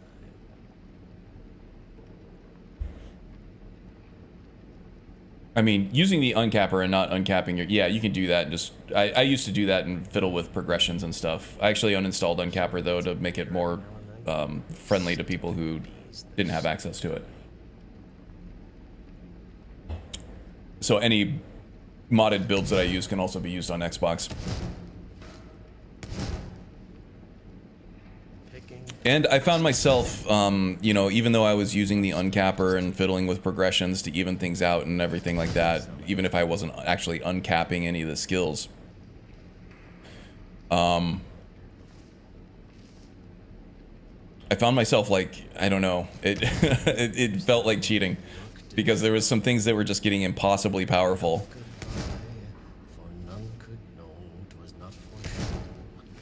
And it also completely undoes the legendary system, which I actually kind of like. I know not everybody is a fan of it, but I do actually like the vanilla legendary system. Looks like I'm gonna have to use basic flames.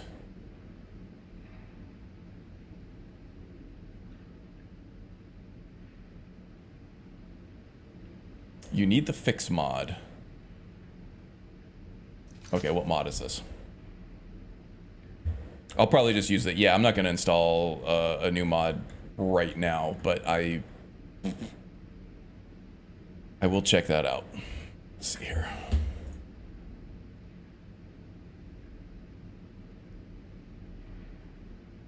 God, what if Magus just rickrolled me? He rickrolled all of us. That would be legendary, but also I'd have to ban him. You like the legendary system? Seriously, you know that was implemented for console players only, right? Well, I was a console player. I like what I like.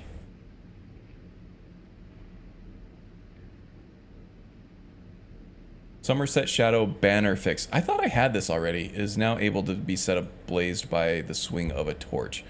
Maybe I don't have this already. That's alright. I'll just use flames for now, but I will install that off stream for going forward. Magus just wants to derail every single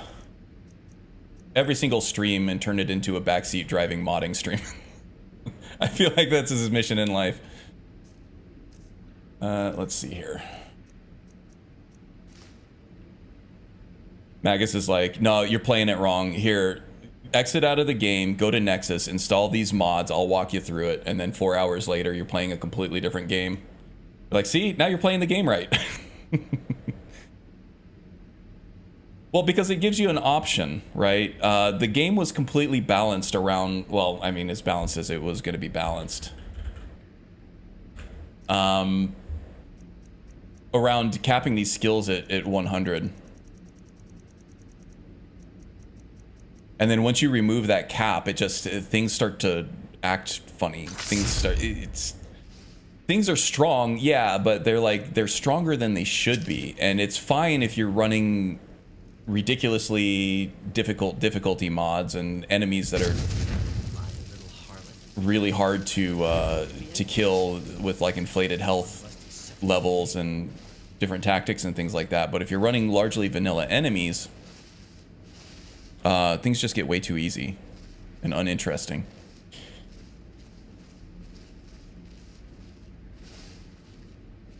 So the fix for adding too many mods is just to add more mods. It's an untenable, unscalable, unsustainable solution.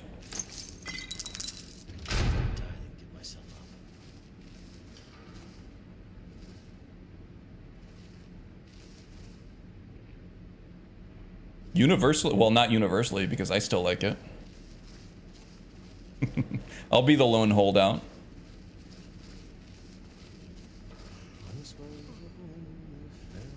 Yeah, they added it with Dragonborn. It wasn't technically vanilla. Why would someone master a skill, grind it to 100 just to have it all reset? Because I don't use it that way. If I'm actually using the skill, then I'll keep it. But for like crafting, grinding, and stuff, yeah, I use it all the time. It's a perk manufacturer. And it's a tactic that's viable on console and PC. And like it or not, most people are still playing on console. If I were making build guides that were only available for PC players, I'd probably be getting like a third of my viewership.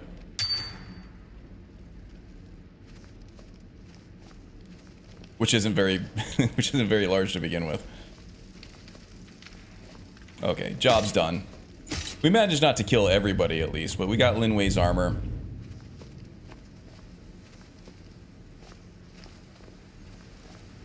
Yeah, it's not...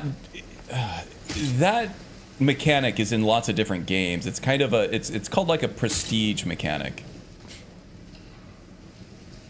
Where it's like you get to the end of something and then you start over, but you get a little, you know, a little badge or something on it. With Skyrim, at least, you get to keep... It's a mechanic to keep leveling after you've already gotten to level 81 and have already completely leveled up all of your skills.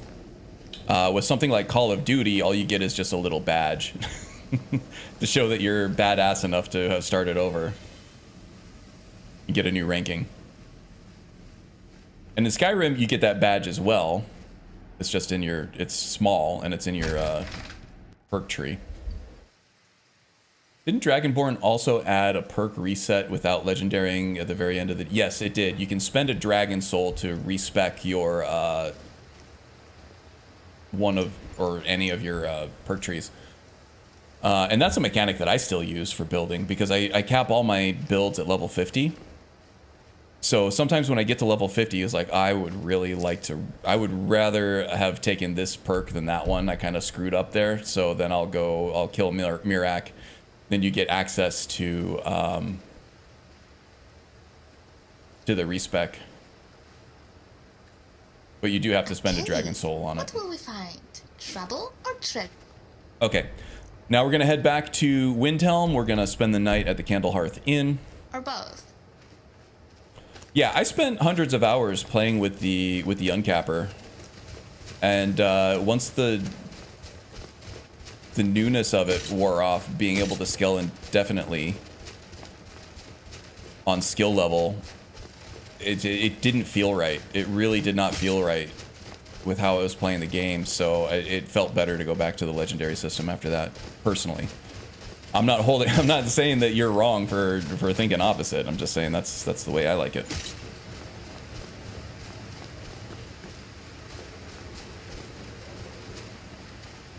So you craft grind those 3 just to legendary them for added perks? Sometimes, yeah. If I need the extra perks. If I don't, I kind of just let it sit. But if I'm trying to grind levels or whatever, just to, you know, get to the Ebony Warrior or something, then yeah, I'll craft grind. It's quick. So crafting, it works, right? It works for console players too. It works for anybody who doesn't have the skill capper, uncapper installed and has the legendary reset disabled. It'll work for anybody who plays Skyrim, so it's kind of a universal thing. But yeah, once you have end game gear, once you have gear that makes gameplay viable at legendary difficulty and high levels, you can completely scrap your entire crafting skill trees unless you're playing Ordinator and you have gameplay mechanics tied to your like smithing, like if you're doing like the dwarven auto turrets or something like that, or using spell scribe in the enchanting tree or something, then obviously you can't go legendary because then you're going to lose gameplay mechanics that you've built your character off of. But the other skill trees you can use, yeah, they're really quick. If you have like an enchanted crafting set that lets you smith your stuff up really high and create really powerful potions, then your potions and your smithing skill is gonna increase extremely rapidly on your next turn through. So you get to keep leveling. You grind those skills. It's something Xbox players can do as well, so you get to share that experience. Like for me, I'm not playing for myself. I'm playing for other people, creating guides and stuff, which puts more restrictions on me than it does for you, where you just kind of you play the way that you want to play, and then you put it up on Twitch for everybody to watch. But if you're making gameplay guides, it puts a different framing on things.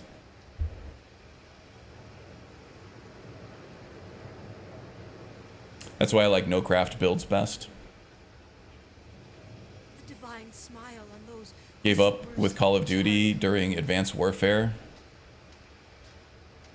The good thing about it had a decent campaign. Oh yeah, nice. I'll drop into Call of Duty every once in a while, but I wouldn't say I'm like a Call of Duty fan or anything. It's sometimes fun just to drop into random matchmaking and just have an all-out brawl with a couple of strangers on the internet.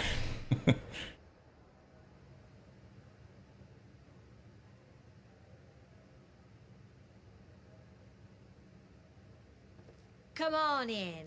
We've got warm food, warm drinks, and warm beds. Got some fresh baked bread and good cheese if you're after a bite to eat. Yeah, I don't skill grind personally. I just tell myself, now behave. Yeah, so there are different things. People play Skyrim for different reasons, right? I'm all about the character concept, the character build. Other people are all about roleplay, and they will completely sacrifice any concept of character build for just a more pure roleplay experience, which is commendable, absolutely. But then you start getting into your role player's guilt about when am I going to level up? I'm making sure I'm living in this world. I am going to enforce real life stipulations on this character. I got to make sure to eat 3 squares a day. Sure thing. It's yours for a day. My character, Yes. you know, would not steal this thing at this I point. understand. I'll show you to your room. Right this way. You know, there's all kinds of things that this character would not do at this point because I'm role-playing first and foremost, and I'm, you know, role-playing the story of this character. I'm not playing a video game at that point, which is fine. It's commendable. It's definitely a way to play this game that keeps the game fresh. For me, it's all about that character build. It's not just the gameplay mechanics. I do some role-play on it when it serves the character build. I do metagaming when it serves the character build. I do skill grinding when it serves the character build. And I just want this character concept to get up and playable so that I can get it to a point to share with other people. And if that means skill grinding, that means skill grinding. Doesn't mean you have to do it. And some of us do both at the same time. Yeah, I mean, I do both. Oh, shit. Nils, you going down, buddy. Don't want your firewood. Definitely taking your ring. Oh man, he's got so much stuff.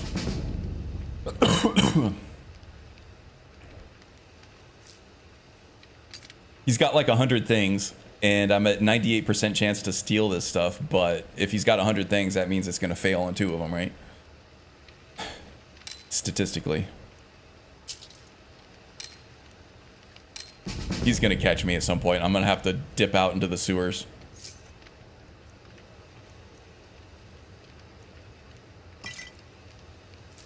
No, we got away with it. Holy crap. That's amazing. Okay, so we're also worshiping Nocturnal now and not the Hist. It just made more sense for a thief character. The Hist wasn't really adding too much in terms of thieving. But Nocturnal is like, it's all about thieves. So I went with Nocturnal once we unlocked that with the Nightingale quest. So we are now a Nocturnal worshipper. So that means that, you know, as we kind of pass by these random NPCs, sometimes a blue icon will appear over their head, which means that there's a mysterious satchel in their inventory that if we can pickpocket that, we get a huge amount of favor from Nocturnal. So we're looking for that. All right, who are we looking for? Torsten, is he here in the city or is he back out? Oh, looks like he probably is actually in the Candlehearth Inn eating some breakfast, maybe.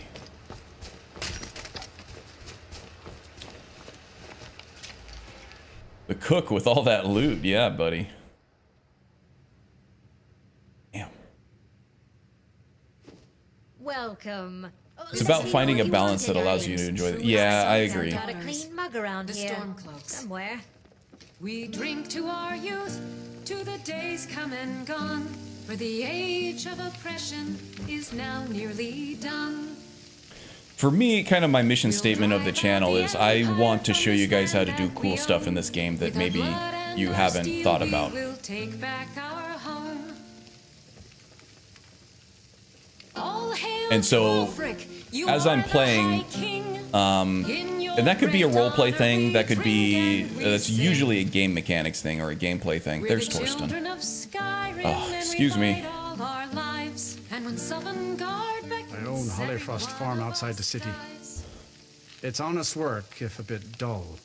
So when I'm playing the game, I'm keeping a mind on, okay, what's the next cool thing that maybe somebody hasn't thought of to play this game Tell Delvin that if he still desires to have in my a support specific for way the that deeds, is he'll cool go and on. novel, and that it's going to make them want to pick the game back up and do Adventurer another like you instead of a farmer. playthrough. We drink and we sing.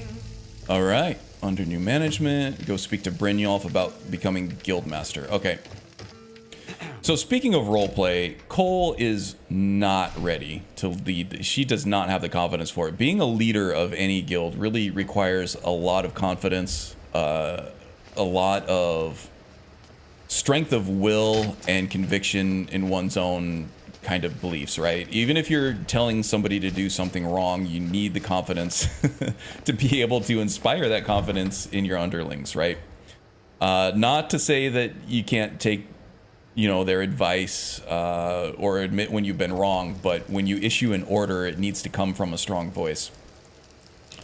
And Cole does not have that strong voice right now, so she is going to voice these concerns to Brynjolf. In fact, Brynjolf already knows this about Cole, but her tactical expertise, the talent she has as a thief, and the way that she has with people, even though she's meek and timid and not confident, people fall in line behind her because her skill speaks for itself. And she's a good friend, she's a good person, and people like that about her. Even in the Thieves Guild, people will value that in someone. So he sees definite leadership capacity in her potential. Climb and back, and we'll be off. But he also knows that she needs to work on her confidence. So I feel like the way we're going to roleplay this is Brynjolf is still kind of going to be the face, issuing the orders and things like that. But they're going to be having one-on-one and maybe leadership meetings on a regular basis, much like you would like at a job or whatever, right? Until she has gained enough confidence to be able to become the face and the head of the Thieves Guild officially. And so he is going to send her off to Solitude to join up with the Bard's College and get her some time in the spotlight so that she can get comfortable with that, get more comfortable with her own voice, get more comfortable with herself in relation to other people, and work on that confidence. Get her to finally believe that she is head and shoulders above most other people in Skyrim in terms of skill and potential. And not to become just like every other stereotypical cocksure bard, right? But just to be able to have the strength of conviction in her own ideas and her own thoughts, to be able to delegate those to other people who may not have the same capacity for those strategic thoughts or the same respect for the skills that it takes to be a thief. Because she succeeded when nobody else was able to in the guild, because of being forsaken by Nocturnal, because of Mercer's betrayal and theft of the skeleton key, and Nocturnal's then lost conduit. Oh great, she hates to be the center of attention here, but that is definitely what's going to happen.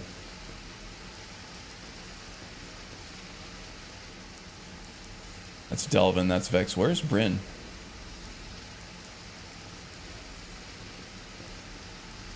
Oh boy. This is weird. What are you guys all doing standing around out here? Bryn's in the training area.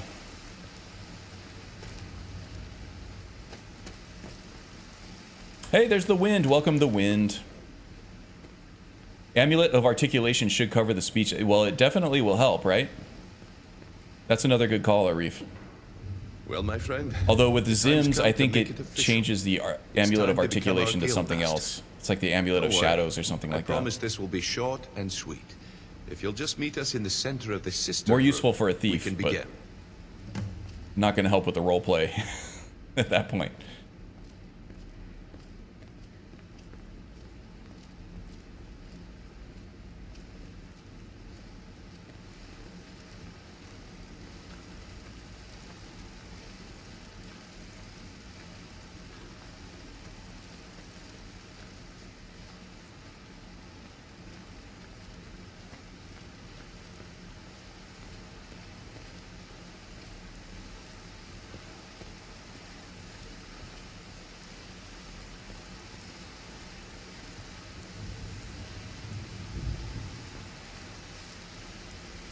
You have to be really careful about falling in line behind that tallywhacker. Yes, you do. Yeah, don't walk too close behind Look, behind I've never been Collects good at here. these things, so I'm just gonna keep it short. You're gonna get your dick Being smacked Guildmaster with a means tail. more than just getting a cut of all the loot. It's about being a leader and keeping this rabble. I like to in order. imagine With all that in mind, the I propose male that the Thieves Guild position of members start wearing Guildmaster should be gigantic yours. thick cod pieces Well on their armor Thanks. because of Cole's tail. Why not? Carlia, Absolutely. everyone is in agreement. So all I can do now is name you Guildmaster and wish you good fortune and long life. Now Okay, so we got a everyone, vote of get back confidence to from work. all the leadership here. Okay. So we are now officially part of leadership. I'm role-playing it that we aren't the leader like Gallus was or Mercer was yet, but we are a leader now. We're part of the inner circle. Brynjolf, I think, is still going to be active You need leader anything? until we Anything can at get all. around to, Don't you know, hesitate to completing the ask. speech, not the speech, the Bard's quest line, or at least the, you know, the quest. It's not really a quest line. Well, that's it.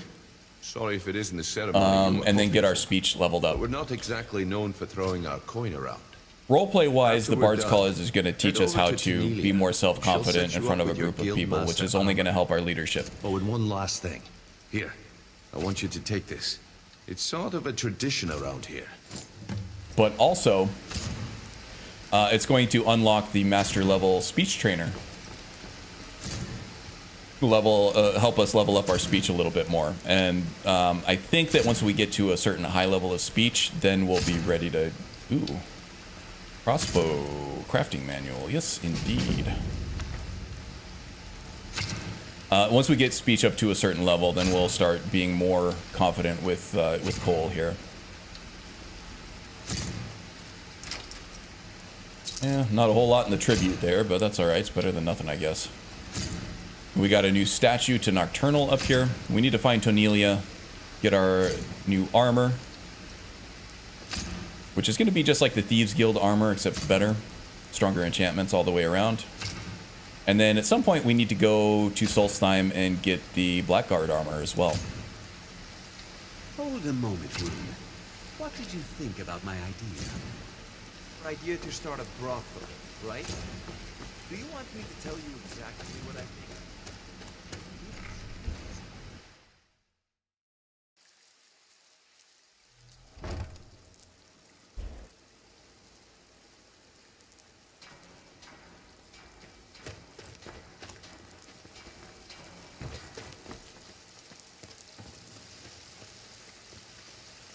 Worser than Blackguard armor. Yeah, the guild's leader armor.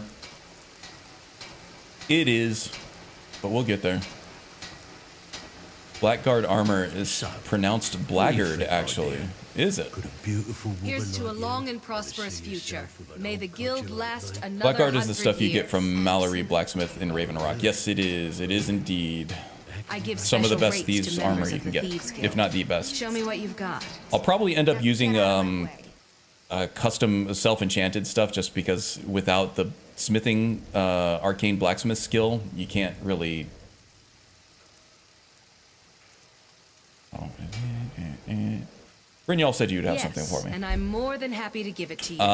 You can't I mean, smith look up your at this place. I've never seen so much enchanted wealth down Thieves here. Guild stuff You've made without us all rich.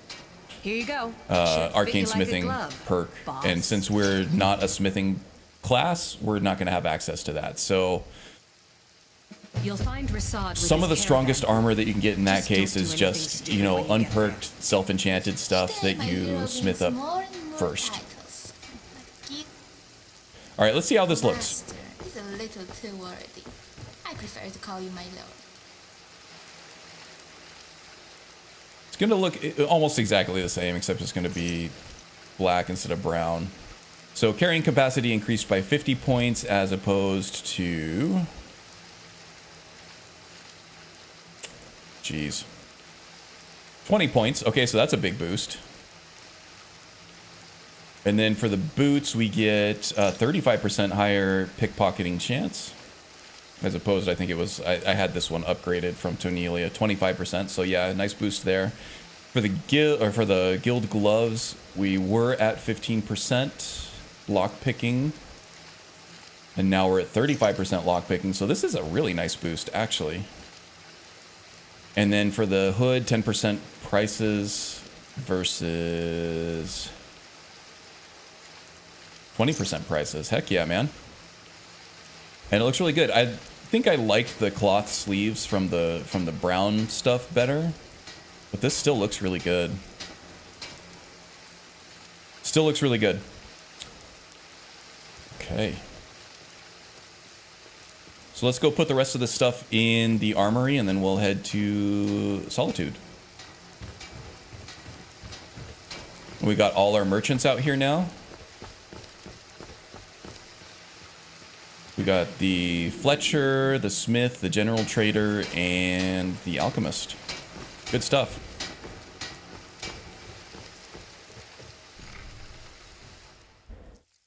You also get Sapphire's backstory. Yes, it is kind of a cool backstory too. Connect some of the characters together. Keep the Lewin. Oh yeah. Definitely. I'm gonna keep this Linway stuff. Yeah, bows do 15% more damage, but I think the Nightingale stuff is even better. Well, no. Bows do 35% more damage. Oh man, I could just mash this stuff up and it's gonna look ridiculous. Yeah, I can also go get the Gray Cowl of Nocturnal as well. I have that quest line active.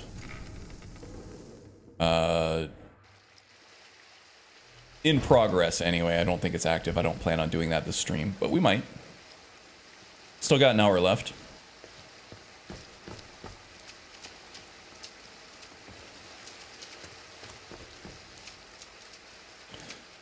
So what all plans you guys got this weekend, huh? I have very little planned, and I actually do get President's Day off for Monday, so I get a 3-day weekend with no plans. That's freaking amazing, right? I'm sure I'll have some chores and stuff to do. I have some yard work and stuff, and some maintenance items around the house, but yeah, I get to sleep in. Another day. Kind of just piss fart around, catch up on some shows maybe. I started watching Gen V. Got caught up on Severance, which is a fantastic show. I didn't know I had a spot for Chillrend over here. Grim Sever, Spider Control Rod. I did not grab the Spider Control Rod. Yeah, well, it's fine. It's fine. God, really feel pissed about missing that. Okay, new stuff for the armory. We have the old Thieves Guild armor set. Oh, we got the Nightingale stuff over here too. I forgot. Nightingale bow, Nightingale blade. We have both of those, I think, on the racks. Do I have the Nightingale bow with me? Oh man, I lost the Nightingale bow. Nope, it's just invisible. It was there. It's just invisible. I didn't know the stuff had spots for it.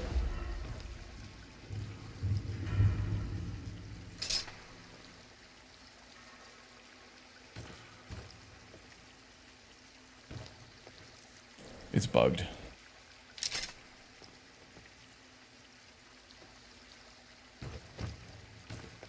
Doesn't want to go up there. Anyway, the bow is still a nice thing to have, especially if I don't want to be proccing party starter over and over again. It's a nice option. Really heavy. Well, not too heavy, I guess. Lighter than the glass bow, anyway. Oh, and this does give me a sneak attack boost as well. Nice. Another Zim's tweak. I like it. Okay. Let's go ahead and set up some mannequins here. Linways. Ooh, that's all black. I thought that was white, but that is actually black. That that gives us options, actually. Nice. Okay. What about this?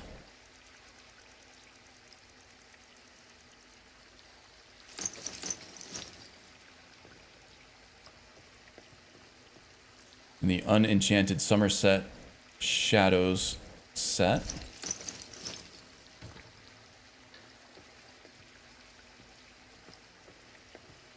Oh, it is white. It's just the lighting on it was a little off. Or gray, I guess. It's not actually white, but it's gray. It still works. You have a model replacer for those items? That can cause it. I don't know. The Nightingale bow still looks very vanilla to me. It's got a texture. It's probably the Book of Shadows texture. But the model itself, I think, is still vanilla. I don't know. Does this look different to you? Meshes specifically? I don't think it's an updated... It might be. I'm running realistic bows, I think. It's not Bowgasm, it's the other one. I think it's realistic bows. But I don't think it touches the Nightingale bow.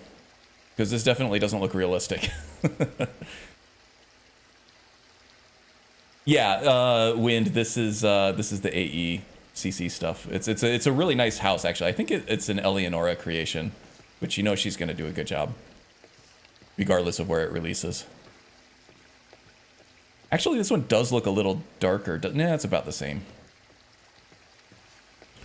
Okay, nice to have some self-enchanting options, though. So between, I think, the Rogue Thief set here and the Unenchanted Linway stuff and the Enchanted Linway stuff, and maybe some of the pieces of the Guild Leader, Blackguard, and maybe even the Nightingale stuff, we can piece together a pretty good mashup that is going to make us a lot more powerful. Don't know that we're going to need it right now. I still need to tweak that damn Bow of Shadows to be silent.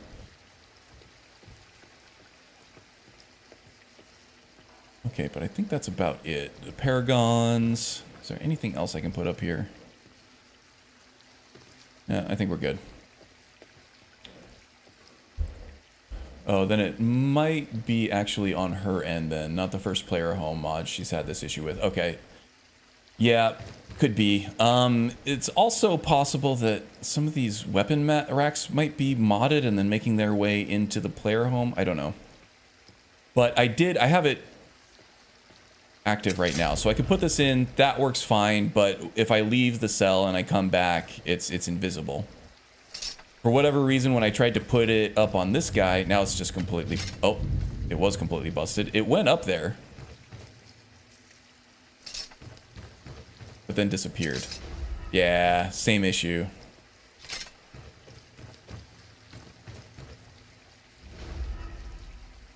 It's there, it's just invisible. Whatever. Maybe it's clipping into the wrong one. Maybe it just has an issue with bows. Yeah, I've had that happen in other racks before. It gets stuck, and it's like a static display at that point. You can't even grab it. That sucks when you have like a high-level, unique, or custom enchanted piece that you're really proud of, and you put it up on a weapon rack somewhere, and you can't get it back. Yeah, that does suck. Eleonora can be quite sensitive when things get stolen. We found out on the copy website that was stealing mod. Oh, really? She didn't like that, huh? I don't blame her.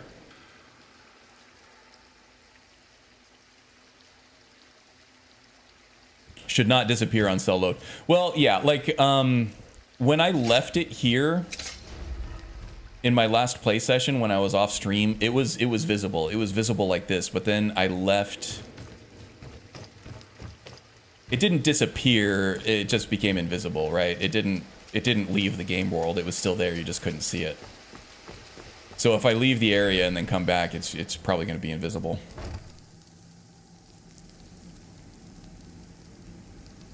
Nothing worse than when your bow gets stuck in a rack, yeah. Excuse me, Zora. I'd much rather have one chest and stuff and all the things in there than have this issue to be... Yeah, I mean, I would too, but... It's a lot less fun than displaying your stuff.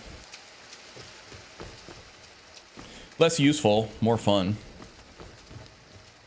And I kind of like being able to step into an armory and then start to, like, think tactically about the next dungeon I'm going to be doing, and then like say, so I'm going to be doing the one where you go get that book for Viarmo, right? So it's going to be a lot of undead, a lot of Draugr. So it actually shows. Well, at some point this disappeared because it was displaying properly when I left it last game session, reloaded, and it was disappeared. Yeah, so I like part of my process, part of my tactical roleplay of how I do this stuff is I will keep in mind, or I'll start thinking deeply about the next dungeon I'm going to dive, and I'll start walking through my armory here and picking out stuff that I might like. So, like Chillrend will work really well against living enemies. And then say I haven't done the Meridia's quest yet, but say I have Dawnbreaker here, right next to it. Like that'll work really well for undead enemies, vampires, Draugr, and whatever. So I'll come through and I'll grab Meridia's Dawnbreaker sword. Maybe I'll get Ariel's bow or something from another rack, and then I'll start piecing together my loadout from my armory here. And it's just it's a nice, fun, immersive roleplay kind of way to tactically prep for another dungeon dive. Now, you know, game engine wise, the reality of it is that these weapon racks and these mannequins, they do funky stuff all the time, right? So it's not always as useful. Like Magus said, it's definitely much more useful to just throw everything into one chest and dig through it to find what you're looking for. I don't know. That's just, it's not the way I like to play. So I'll deal with the bugs to have more fun. It's all about fun. We're playing video games. Nothing worse. I'd much rather have Dead Man's Respite. That's the one I was looking for. I was like, it was something like Dead Man's Folly, something with a dead man. Wish the Nightingale Sword counted as a dagger for sneak attacks. I know Zims makes the Nightingale Sword deal double sneak attack damage. Does it? But it isn't a dagger. Yeah. Nightingale Blade. Well, it's called a blade. It's not really called a sword.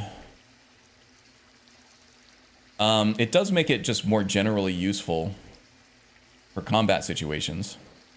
Yeah, Zims does make it 50% stronger. Damn, that's a lot. That could make up for, you know, a lot of the dagger. Not all of it, obviously, because you do have a really big multiplier for daggers as opposed to swords, for sure. But the 50% does help. What you could do, I guess, is have this in your offhand and have a dagger in your... Well, even that would be not nearly as strong as just having two daggers, I guess. Yeah, never mind. Yeah, it is a little wacky, now that you mention it. All right, what do we got here? I got some stuff to sell off, I guess, but... Actually, I want to see what kind of overpowered stuff I can put together here. What do I need? I want the stamina or the carrying capacity. I kind of... 15 points is not that great for stamina. Definitely want the muffle on the boots. One-handed attacks, don't care about. Bows, 15% more damage for sure. Thank you. What else we got? Nightingale armor. Magic stamina and resistance. The fall damage are increased by 20 points for each Nightingale item used. Stamina's good. Yeah, we'll take that. But that's actually, we're not going to be wearing a lot of pieces of Nightingale armor, though. The boots, sneaking is 35% better. Is that better than the muffle effect from... No, the Nightingale boots are definitely better than Linway's. The gloves, bows do 35% more damage. Nightingale hood, resistance to frost and illusion spells cost less. Linway's hood is better there. What does this look like? It's not terrible. I mean, it's not great, but it's not terrible. The boots look a little funny. I guess the gauntlets look a little funny. Well, it's not bad, though. Like, again, it's not terrible. Guildmaster's armor. This would be our infiltration set, I think. Our sneak archer infiltration. Go ninja kill everybody. And then when we're thieving, obviously, we want to go all guildmaster stuff.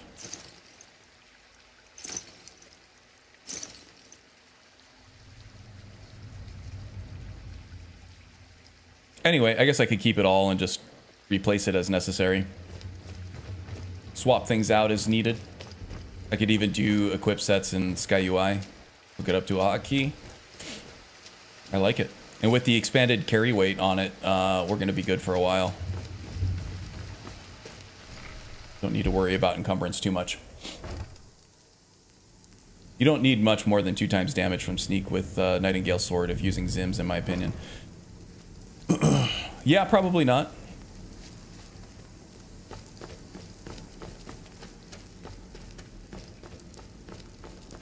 I mean, depending... Well, quarter... Yeah, you'll probably be fine. You do have the absorb health effect, so you get a little bit more damage with that. The weapon itself is, I think, Daedric tier with Zims, so... With an ebony ingot, you can craft it up if you do have the arcane smithing perk. So you get much more. That's where all your top end damage is going to come from a weapon anyway. Jewelry with legendary Argonian craftsmanship. You have the range as well, yeah. And also, if and when you do get caught, the other big thing about the sword versus the dagger is the sword isn't silent, but the dagger is. So when you do a sneak shot with the sword, while you might outright kill the person that you're hitting, everybody else is going to be alerted to the sound that it made. With the dagger, that's not going to happen so Buy much. some armor and live to tell about it. Absorb health and stamina is nice. So if and when you do get detected, then it's going to be a lot better in just, you know, an open battle. Guys, I need more caffeine. I'll be back.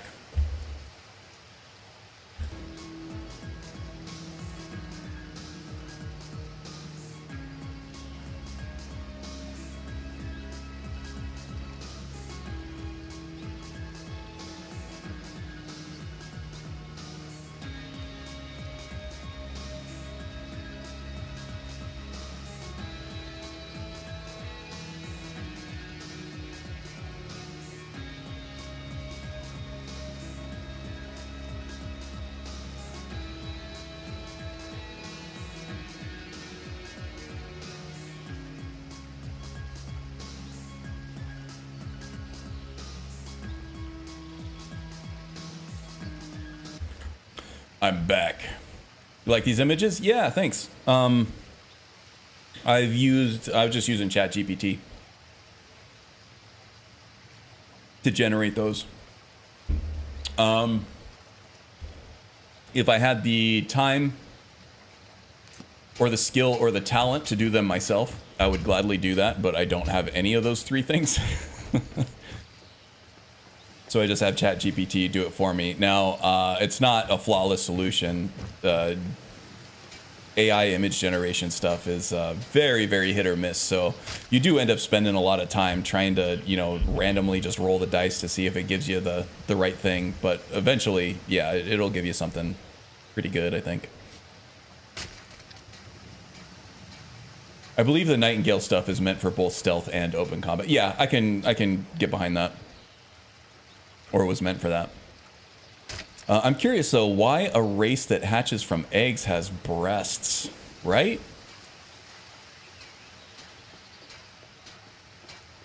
I don't know. Only the hist knows, I guess. Female Argonians have had breasts though since the beginning, as far as I'm aware.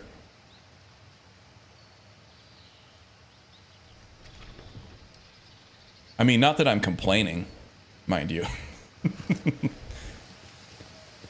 If real lizards in real life had boobs, I wouldn't complain either. Oh, God. Shit's getting weird. Karn's getting weird. He just had some fresh caffeine. Is this Risad? No, this is Akari. May as well buy what she's got as far as Take a look. Rare curios ingredients. They're very strong. Yuck, yuck, yuck. Okay, who summoned Sanguine? Yeah. Don't chickens have them too? They do, but they're a different kind of breast. Chicken breasts are mostly just pectoral muscles, I think. We just call them breasts. They're not actual breasts. Wish the Shadow Stone made you invisible while sneaking at the... Wish the Shadow Stone made you invisible while sneaking. That's kind of a cool idea. The Serpent Stone with Andromeda does something similar. It'll drain your magicka, but it'll make sneaking more effective. I think sneak attack's more effective too. Need a ride? Yes, please. Where do you want to go? Solitude. Really don't want to have to walk all the way to the opposite corner of the province, please. It helps Argonians blend into their man-mer surroundings better. The Divines be thinking sometimes. Yeah, the Hist actually is really, really good about adapting their people to different situations. Like, I believe the reason why the Argonians in Windhelm are able to survive there, even though technically being cold-blooded, or officially being cold-blooded according to lore, is that the Hist bestowed upon them an adaptation that gave them warm blood so that they can survive the cold weathers of Skyrim. So the Hist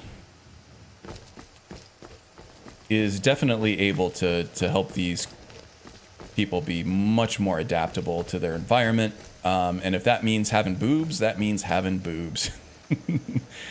The Hist knows what the Nords want.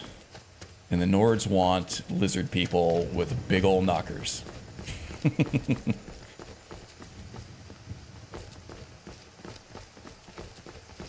So I think Maldorath is on the right track there. So I'm hearing that the Hist likes boobs. Everybody likes boobs. Who doesn't like boobs? I mean, if I have a choice between boobs and no boobs, I'm always going to pick boobs. Anybody disagree with that sentiment?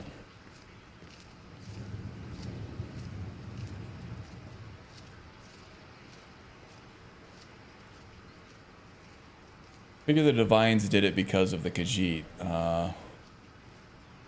There's a real need for boobas on a cat. Yeah, and why don't the Khajiit have like 8 boobs? And just going down their torso in 2 rows. I've got a little work if you're interested, traveler. Pretty sure that's universal. Yeah, I thought so too. We'll disagree on TK dodge. We'll disagree on the legendary system. We'll disagree on all kinds of things, but boobs, my man.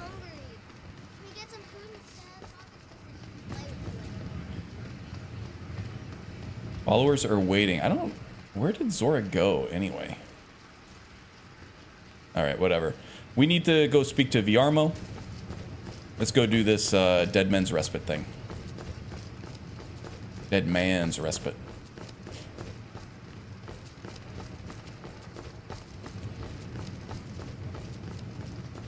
But 8 boobs on one being? Golly, that's just too many.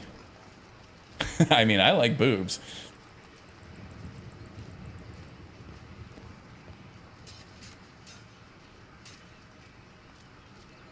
Oh, there's a mod for that? Multiple breasted Khajiits? I'm not shocked, honestly. What is that, the Rule 23 for the internet? Yeah, don't look that up if you don't know what it is.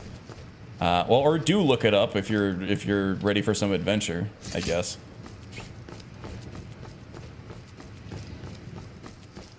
Yeah, I'm not shocked. And 2, Azura was responsible for their form. Yeah, I think you're right on that too. And Khajiit forms change all the time based on lunar cycles, so we can take all kinds of different forms. Some of them just look like wood elves. Have you performed your voice exercises today? Yes, madam. I know I have a lot to work on. Yes, well... Yeah, Ildy looks see kind that of you cute keep at it. with this overhaul. That is all. The lighting out here is not doing her pasty complexion any favors, but you know. Actually, I think I have already started this one, didn't I? I may have.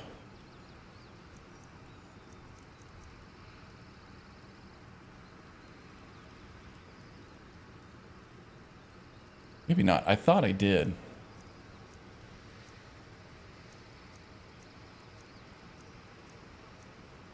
Oh, yep, I did. Okay.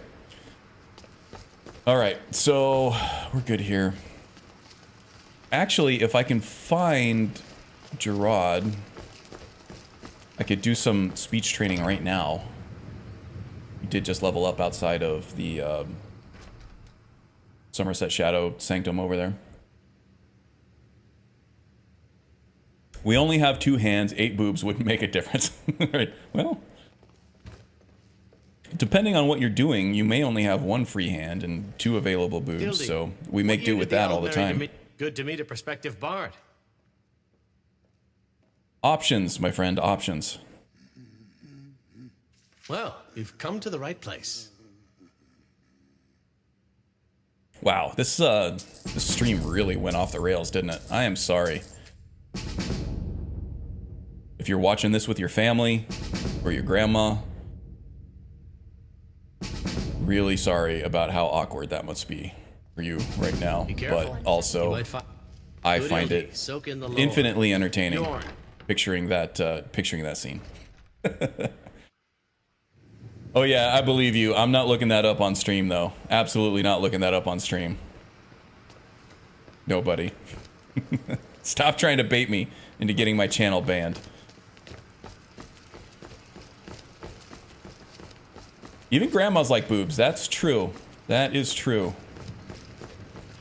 They might act like they don't, but they do.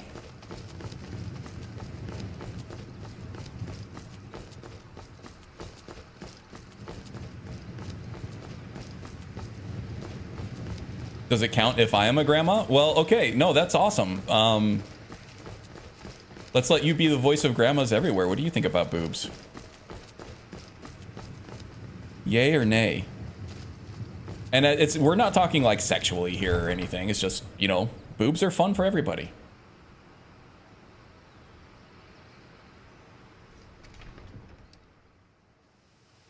Let's get the grandma's perspective on boobs. Boobs are fun. Grandmas weren't always grandmas. Well said, Joe. Well said. I already said I only like mine. Everyone else can do what they want. There you go. Well, I think that counts. That counts. You like your boobs. I think that means that you like boobs. That works for me. They're fun. In a very wholesome way. In the most wholesome way possible, boobs are also fun. All right, so we have a little bit of cross-country jogging to do here, so let's get started. We're going to be going through Dragon Bridge, it looks like, and then heading east,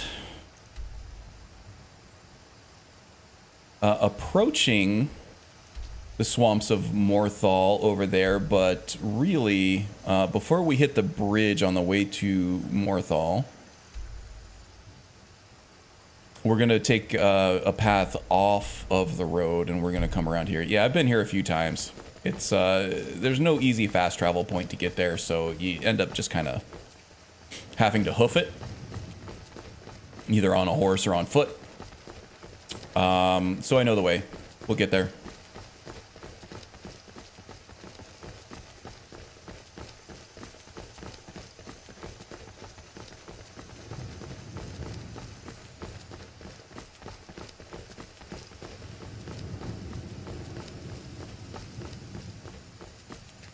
Well, even better to answer your question is this. Oh, is she going to send us a picture of her boobs now on chat? Oh, grandmas were not always grandmas, were they?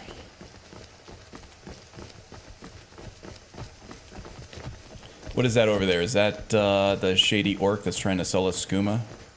You know, I might actually take some of that. Speaking of which, we have been ignoring our biological needs for a long time here. Yeah. Water, we had severe thirst. We're definitely going to eat a lot of food here because we are very hungry as well. Greetings, sister. We do have a good stock of weary. skooma, but I we have could always something to use help more. you relax. Can't always find If this you're everywhere. interested. Take a look.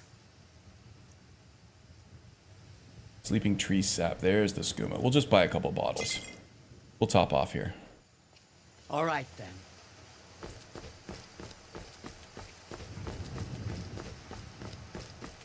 Yeah, the skooma is something that Cole has been partaking of now and then. Usually just to help her sleep after a particularly stressful job or dungeon dive or near-death experience as she's had time and time again. This scar I wear on my face is Jocelyn's hand. It's what ties us together, and I wear it with pride. I mean, that's weird, but okay. Kind of sweet, I guess, at the same time. To know that you can forgive somebody for doing something like that to you and move past it.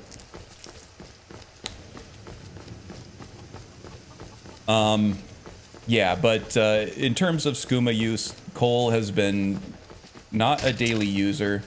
Maybe, you know, once or twice a week, and she's been using a little more based on how busy that she gets, but she's been using it responsibly. She only uses it at night in safe areas. She is not going to be taking any kind of skooma on, you know, any kind of travel here because she needs to keep her wits about her with how deadly travel in Skyrim is. She's got to be ready for anything. Bandits, saber cats, all kinds of stuff. Assassins. Somebody's still looking to assassinate her for some reason. So she's been responsible with it, or at least as responsible as possible.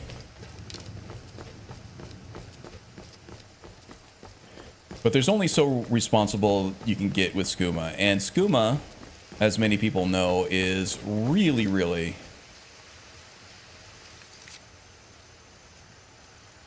Most people laugh at the explanation, but not Karn. Oh, well, what explanation? I missed something.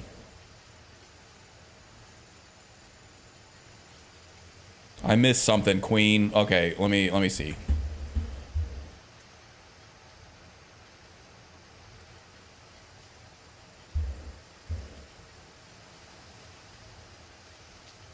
You're into your own boobs. Everybody else can do what they want, and I'm into that. I support that.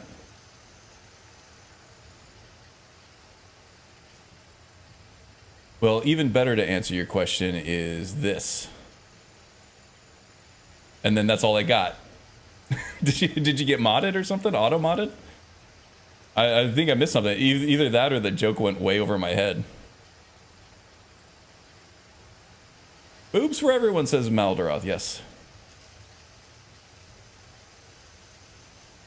You really ought to look this up, but certainly not on stream. I got a good chuckle. Best part is the comment in the post. Will there be a version for this mod for a special edition?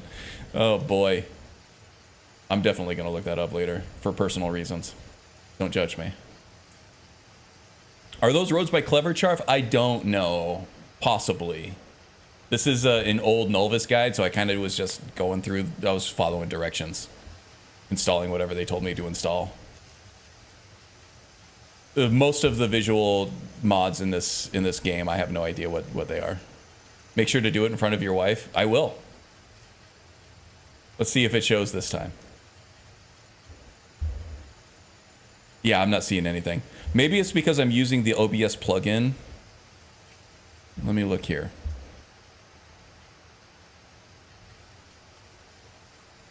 Yeah, Queen, I'm not seeing anything. It's not showing anything. Maybe there's an emote or something that you're trying to use that that's just not coming through chat for me.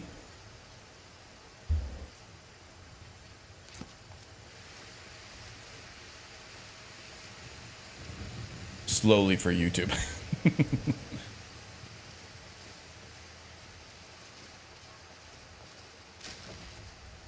Let's see. Morthal is this way. We're definitely taking the right. Yes, indeed. Okay, good, good.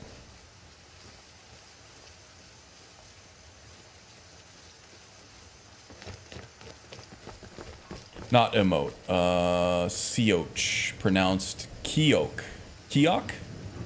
It's a Gaelic word. It means boobs. There you go. Boobs. Boobs, Karn. No, I just wasn't seeing it for some reason. Now that she spaced it out, I'm seeing it. She put a space between each one. Yeah, I wasn't seeing anything. Booba. There you go. I don't know why I didn't develop YouTube.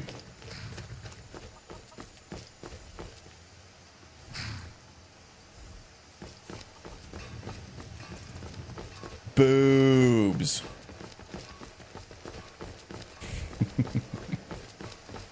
So I am Queen Boobs. Okay, I gotcha. Keok. Keok means boobs in Gaelic. Mother's breast hill. Okay. Walk away now. I will do you one better. I'll run away. How about that? I like it. Karn approved. Oh, there's Miko. I mean, may as well. Zora's been really good muscle for me, so I don't really need another follower.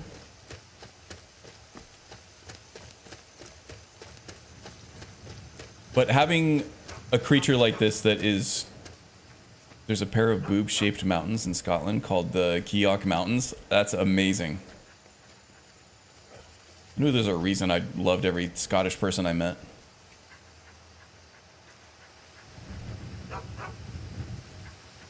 Don't forget Breast Mountain.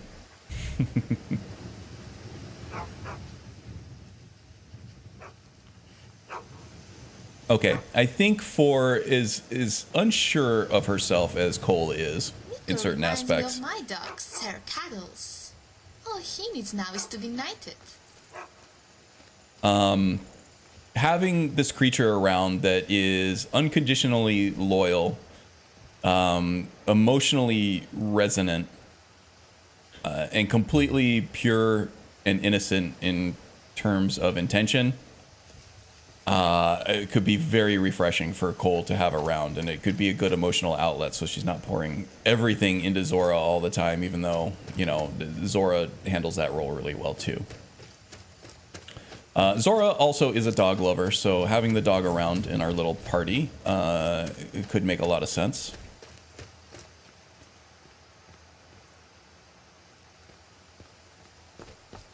All right, there we go. I really did not remember Miko being on this road, or I didn't realize it. I knew he was. Oh no.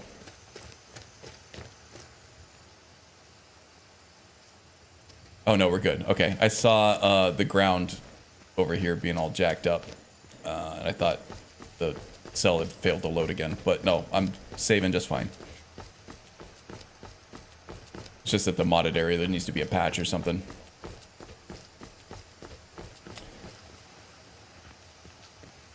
I don't remember what that's probably. It's either Helgen Reborn or it's a 3D NPC thing. I think it's Helgen Reborn.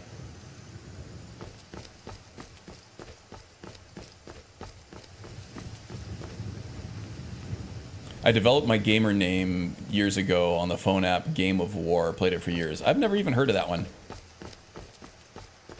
People play those mobile games like crazy, though. That's huge business, a huge industry. Way bigger than console gaming and like PC gaming, maybe even combined. Necromancers and Skeleton. Okay, we'll give them a wide berth. We are no cleric. We're not going to hunt down this darkness and extinguish it wherever possible. We're a lowly thief. Just trying to make ends meet.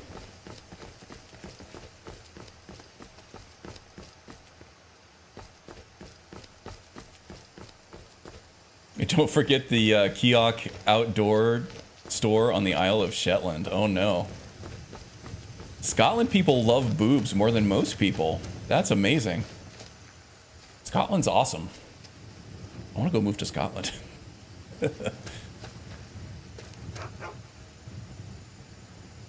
So what happens when Miko is taken out? Curious how that will affect her. When Miko is taken out.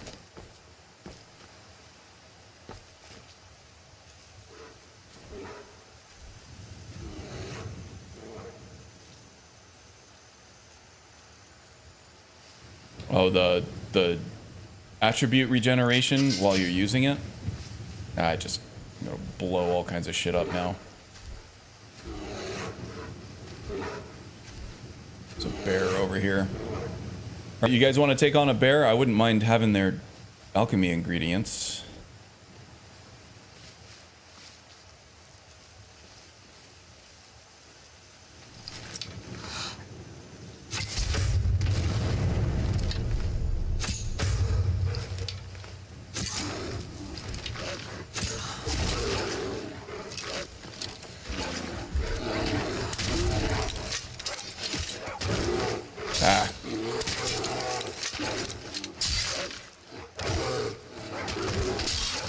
Looks like that's the last. Easy enough. That was a cave bear too. You really make for it deadly. Oh, we got spiders over here too. Okay then.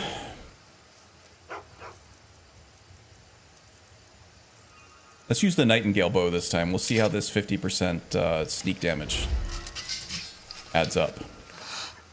Except now I'm just using iron bows, it looks like, or iron arrows. Wow, that was nice.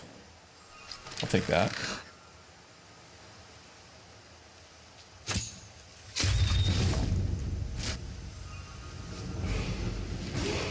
And a level up. Very nice. Very nice. Game of War is easily over 10 years old. Kate Upton, the supermodel, was our Athena. Oh, I do remember that. There was like, it was all over TV for a while.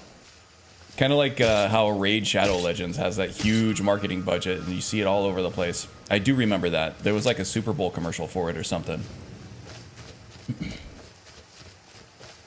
Them spiders in my Requiem are still deadly even after level 40 and even as a vampire. Ooh.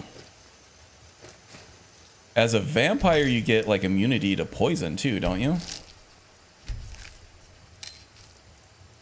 Which is usually what hurts so much with these spiders.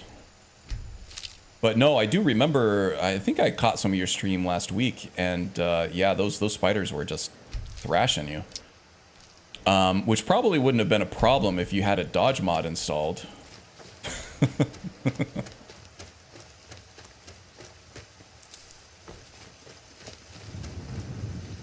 We got a wolf, and look at this. Cats and dogs working together. It's pure pandemonium.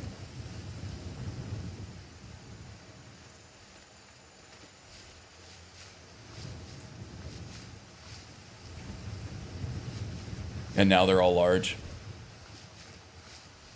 That is frightening. Fun fact, why doesn't anyone pick up those ancient Nord arrows to use? They have the same hit damage as steel. Yeah, I use them all the time. And especially with Ordinator, the trick arrows perk is really good. And you need ancient Nord arrows in order to craft the frost trick arrows. Where the hell is that other one at? I see you.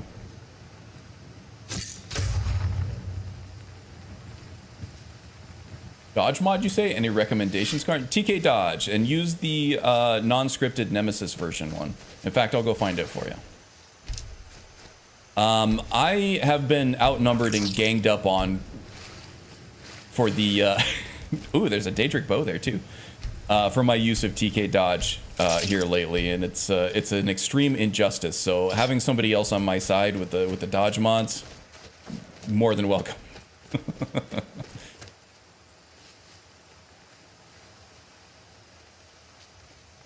But now they can't see me at all. My sneak is like 548% with dual cast Chameleon. That's amazing. That's awesome. Don't listen to Karn. TK Dodge is garbage trash that shouldn't exist. All right.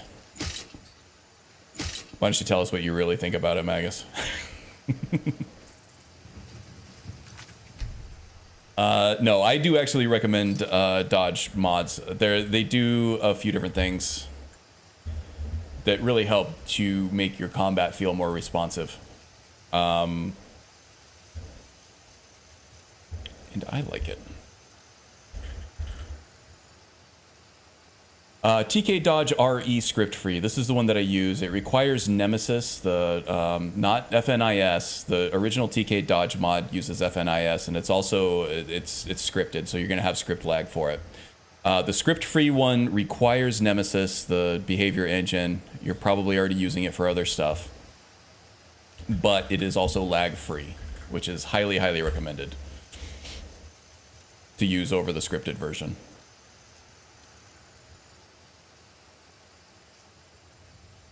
I stopped using dodge mods to force myself to use the dodges in Ordinator. Yeah. Like that on the sneak roll perk and the light armor jump perk. Yeah, I can see that. For me, the dodge roll is just much more responsive. And it enables gameplay styles that you wouldn't have before, right? So if you're playing a character who needs that nimbleness for defense, like our thief here is very squishy. Even with full armor on, she's only got 162 armor rating. I think we got to like 193 with the Nightingale stuff, which is not much. We're not investing very much into health. So she needs something to be able to actively defend herself when she gets caught. And dodge mods are usually that kind of thing. We also don't have any shouts yet. Shouts can be used defensively to great effect. But we don't have that right now. Just a single foo shout is enough to stagger an opponent enough to get away from them. But yeah, like somebody was saying, I did take all my training, so I can take that level up now. Let's see, Magicka. All right, health. So the Ordinator perks that you're talking about here, they are, I don't know the one about the silent roll is still just the silent roll. I don't think it gives you any invincibility, if I'm mistaken. So that's in the sneak tree, not the light armor tree. I could be mistaken on that. Silent roll, sprint while sneaking executes a silent roll forward, dynamic entry. You do get a increased damage with that one. Oh, dodge roll, yeah. Performing a silent dodge roll makes you ethereal for 1 second, causing all incoming attacks and spells to miss. So, there are still reasons to take this. With TK dodge, you do only, I think at most, you get a half a second of iframes, which is fairly lenient already, but still you need to be on your game. A half a second isn't very much if you don't have good reaction times or whatever. A full second is really good. A full second of invincibility is a long time in combat, so that does help. This also might be scripted, so there might be some script lag for this 1 second. I don't know. Grease lightning is nice too. So there are still reasons to take these perks. Just having access to a dodge roll all the time doesn't make these completely useless. Having that full second really helps a lot. And then you also get a full second in the light armor skill tree with the evasive leap as well. Yep, a whole second when you're wearing all light armor, jump in combat to cause all incoming attacks and spells to miss for 1 second. And the one that we were talking about earlier, I think it's Tempting Fate. You gain 20% movement speed if you're not blocking during an enemy's power attack. If the power attack misses, the effect lasts until combat ends, or you get struck by a power attack. So you're not blocking, somebody comes at you with a power attack, you instantly get a 20% speed buff, which is a lot more than you'd think it is. Especially if you already have speed buffs from, you know, racial abilities or enchantments. With Summer Mist, there are enchantments to increase movement speed, which are very, very good, honestly. So 20% multiplicatively on top of all that is quite a good boost. So there are ways around it. For me, having a dodge roll is only part of it. The attack animation canceling into a block or a dodge enables a lot of things in combat. a lot of new gameplay mechanics that you didn't have before, and that's probably 50% of the reason, beyond just having access to the dodge roll, why I like it so much.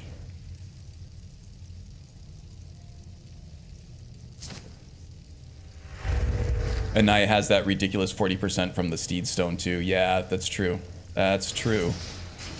Which synergizes really, really well.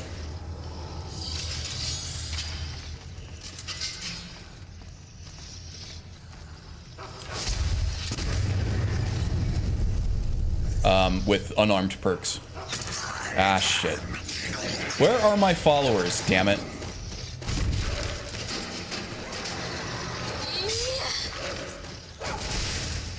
Oh, sorry, Zora.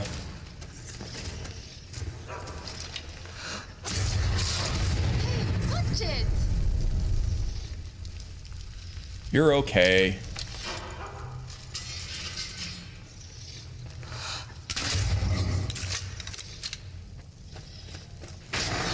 Don't need to waste the don't need to waste the bolts on her.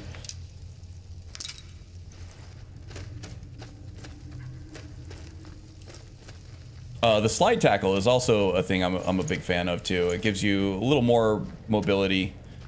I'm really looking forward to a monk playthrough, actually, with all the unarmed stuff, with all the mobility options and everything, with the dodge roll, the Ordinator unarmed perks, and the sprint slide is going to make for a really fun monk playthrough, I think. Wing strike? No, because the thief is not. The thief doesn't use block. The archer does use block, so wing strike is a viable option for that. But yeah, there's we're not taking any perks in block, which is where the. Oh no, it's not. Wing strike is in archery. You're right. You're completely right. Wing strike would be good to take for this build. One of the best archery perks? Yes, indeed. It scales with the block skill. Anything that you... bow bashing does scale with the block skill. So any bashing perks that you get over here will actually apply to bashing with a bow as well. That's why I got mixed up. But yes, Wing Strike is great. 20% more damage to the target, and it staggers all the time, which is great. Again, I need to make sure I have perks for everything if I'm going to limit to 50. The Thief, man, this is the biggest challenge for me with this build, is figuring out which perks to assign where for a level 50 build, right? It's in the archery tree, and you don't have it on sub. Yeah, Magus is a little spicy today, isn't he? He woke up with some kind of wild hair poking him in some kind of sensitive spot, I think. I kind of like it. Spicy Magus is best Magus. Those two perks are 40% more than enough. Yeah, indeed. Passive listening. What? Wait. Why are you looking forward to a playthrough from me? Oh, monk character. Never mind, carry on. Yeah, I'm looking for an unarmored build. Now, in Elder Scrolls, the monk is just a thief. You guys stay here. I'm going to scout ahead. Miko, please be quiet. That's why I'm leaving you there.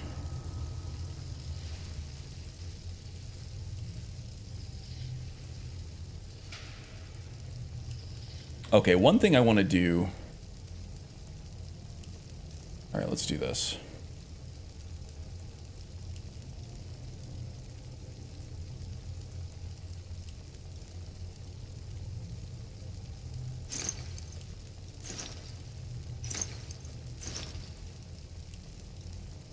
Nightingale bow is favorited. I want to create an equip set for the Nightingale bow here.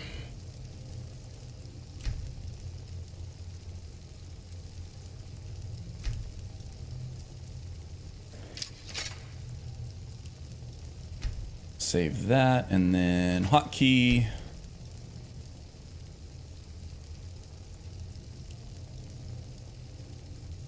Gamepad ++.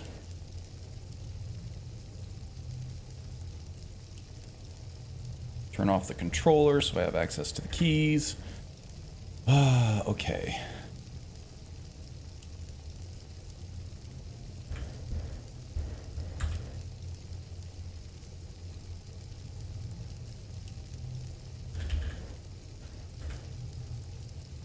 Here we go. Now I got a hotkey for the Nightingale bow as well.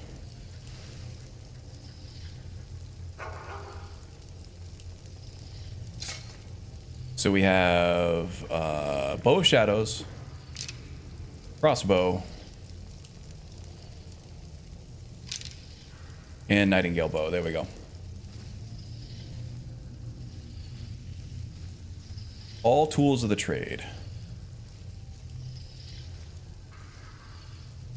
My combat archer would run in activate wing strike, then let loose a high-powered critical crossbow shot.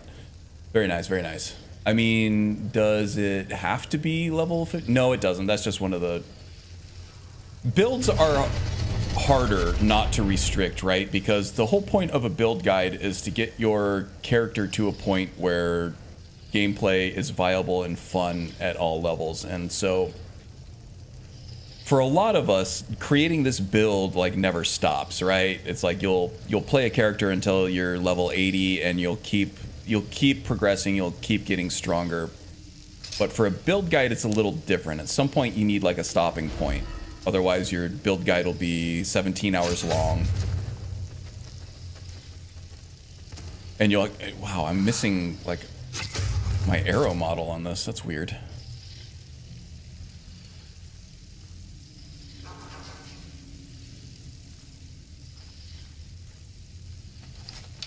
It's working fine in third person.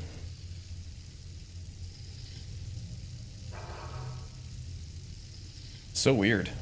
It looks like the first person animation is broken from my bow. For this one anyway. Might have something to do with why it wasn't sticking to the racks.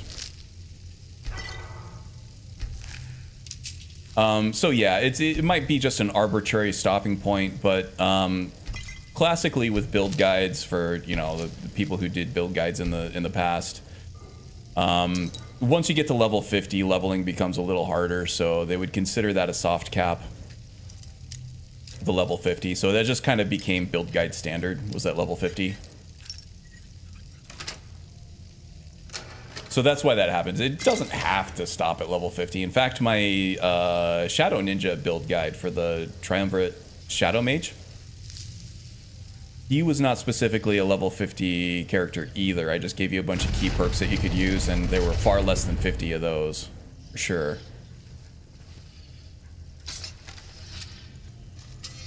Try swapping the Frostfall Reverse MCM if you have it installed. Okay, I'll try that in a second here. I did not mean to do that.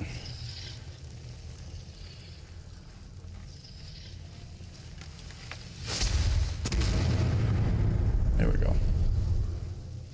I want to blow up these guys. I don't have the light foot perk either, so... yeah, let's do it this way.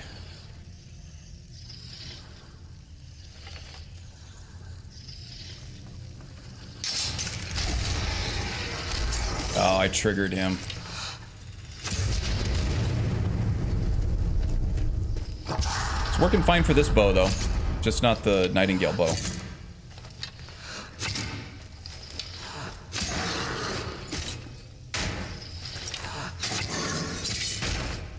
God, let me through. God, I'm cornered and I can't get through. That guy's way fatter than he looks.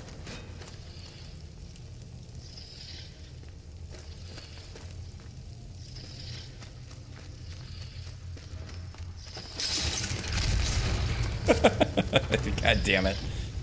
I'm taking it, holding it to the chest. I thought that I could trigger the trap and then use the dodge roll invincibility to get through that ramrod and then have the ramrod hit the Draugr. Did not work that way. Just stoke the fire, take a seat, and get the cold out.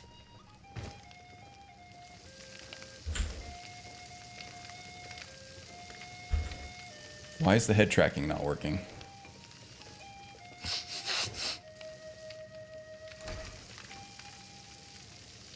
Wrecked.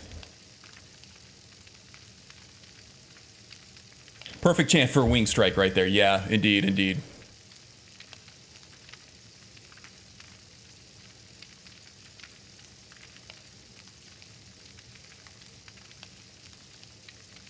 Indeed, indeed. All right, let's put our Guildmaster stuff back on. It works better for urban shopping, quote unquote. What time is it? 7:35 p.m. How are our needs doing here? Are we tired?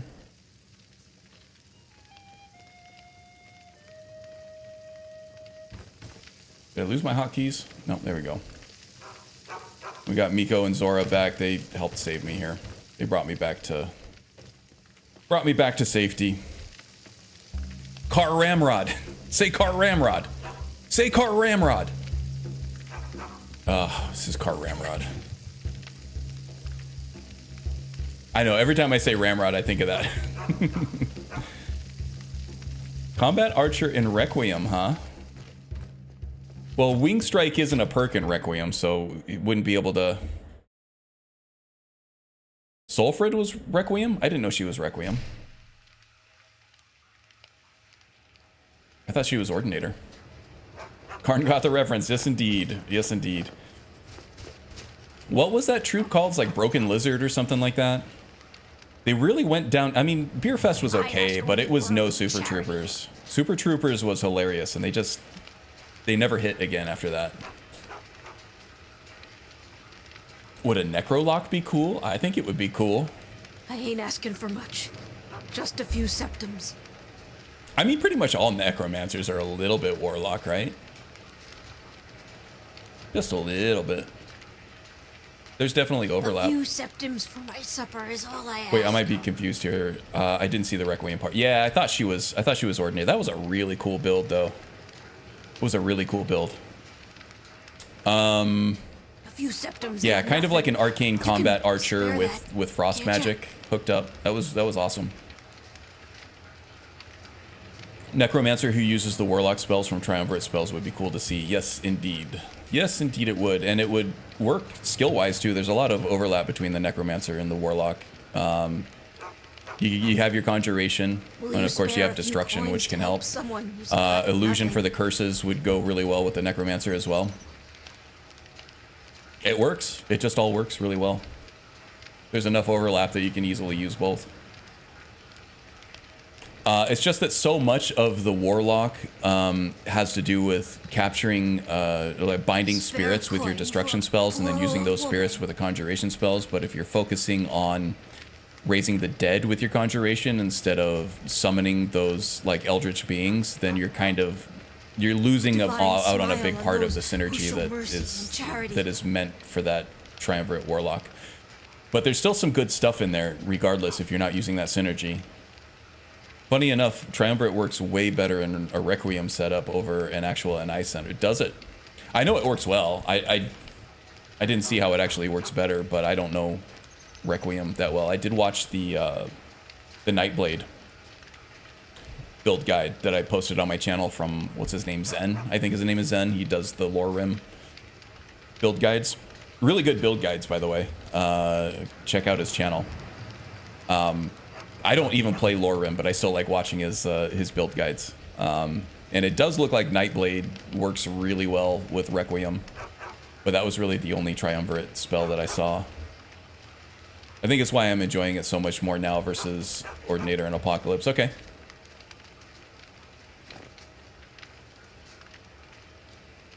If only the spirits could be used to empower your undead or had some passive effect. Yeah.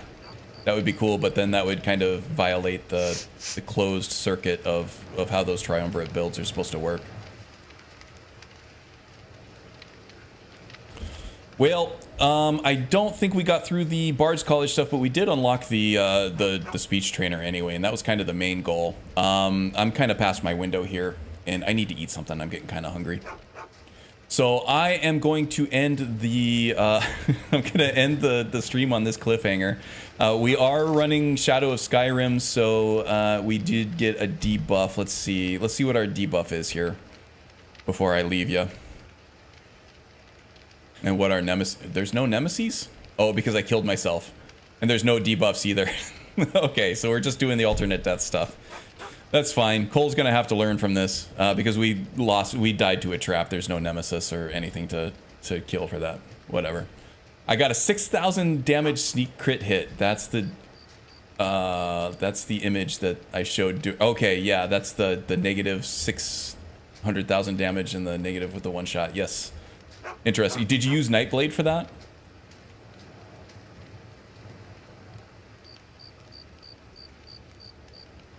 Had fun watching Base Dazura. Yeah, sorry I didn't see you in chat that much. If you were lurking, then that's cool. But if I missed you, otherwise, sorry about that. I ask only yeah, okay, I think that's it for me. You guys take care. Take a look in the links in the description below. There's a lot of good, content creators out there. A lot of the usual suspects. If you want to hang out, you can find us in those channels as well. So be sure to do that. Hit the like and subscribe button if you haven't already. It helps the channel out a lot, and it's free. Yeah, I think that's it. You guys take care, and I'll see you around, okay? Bye.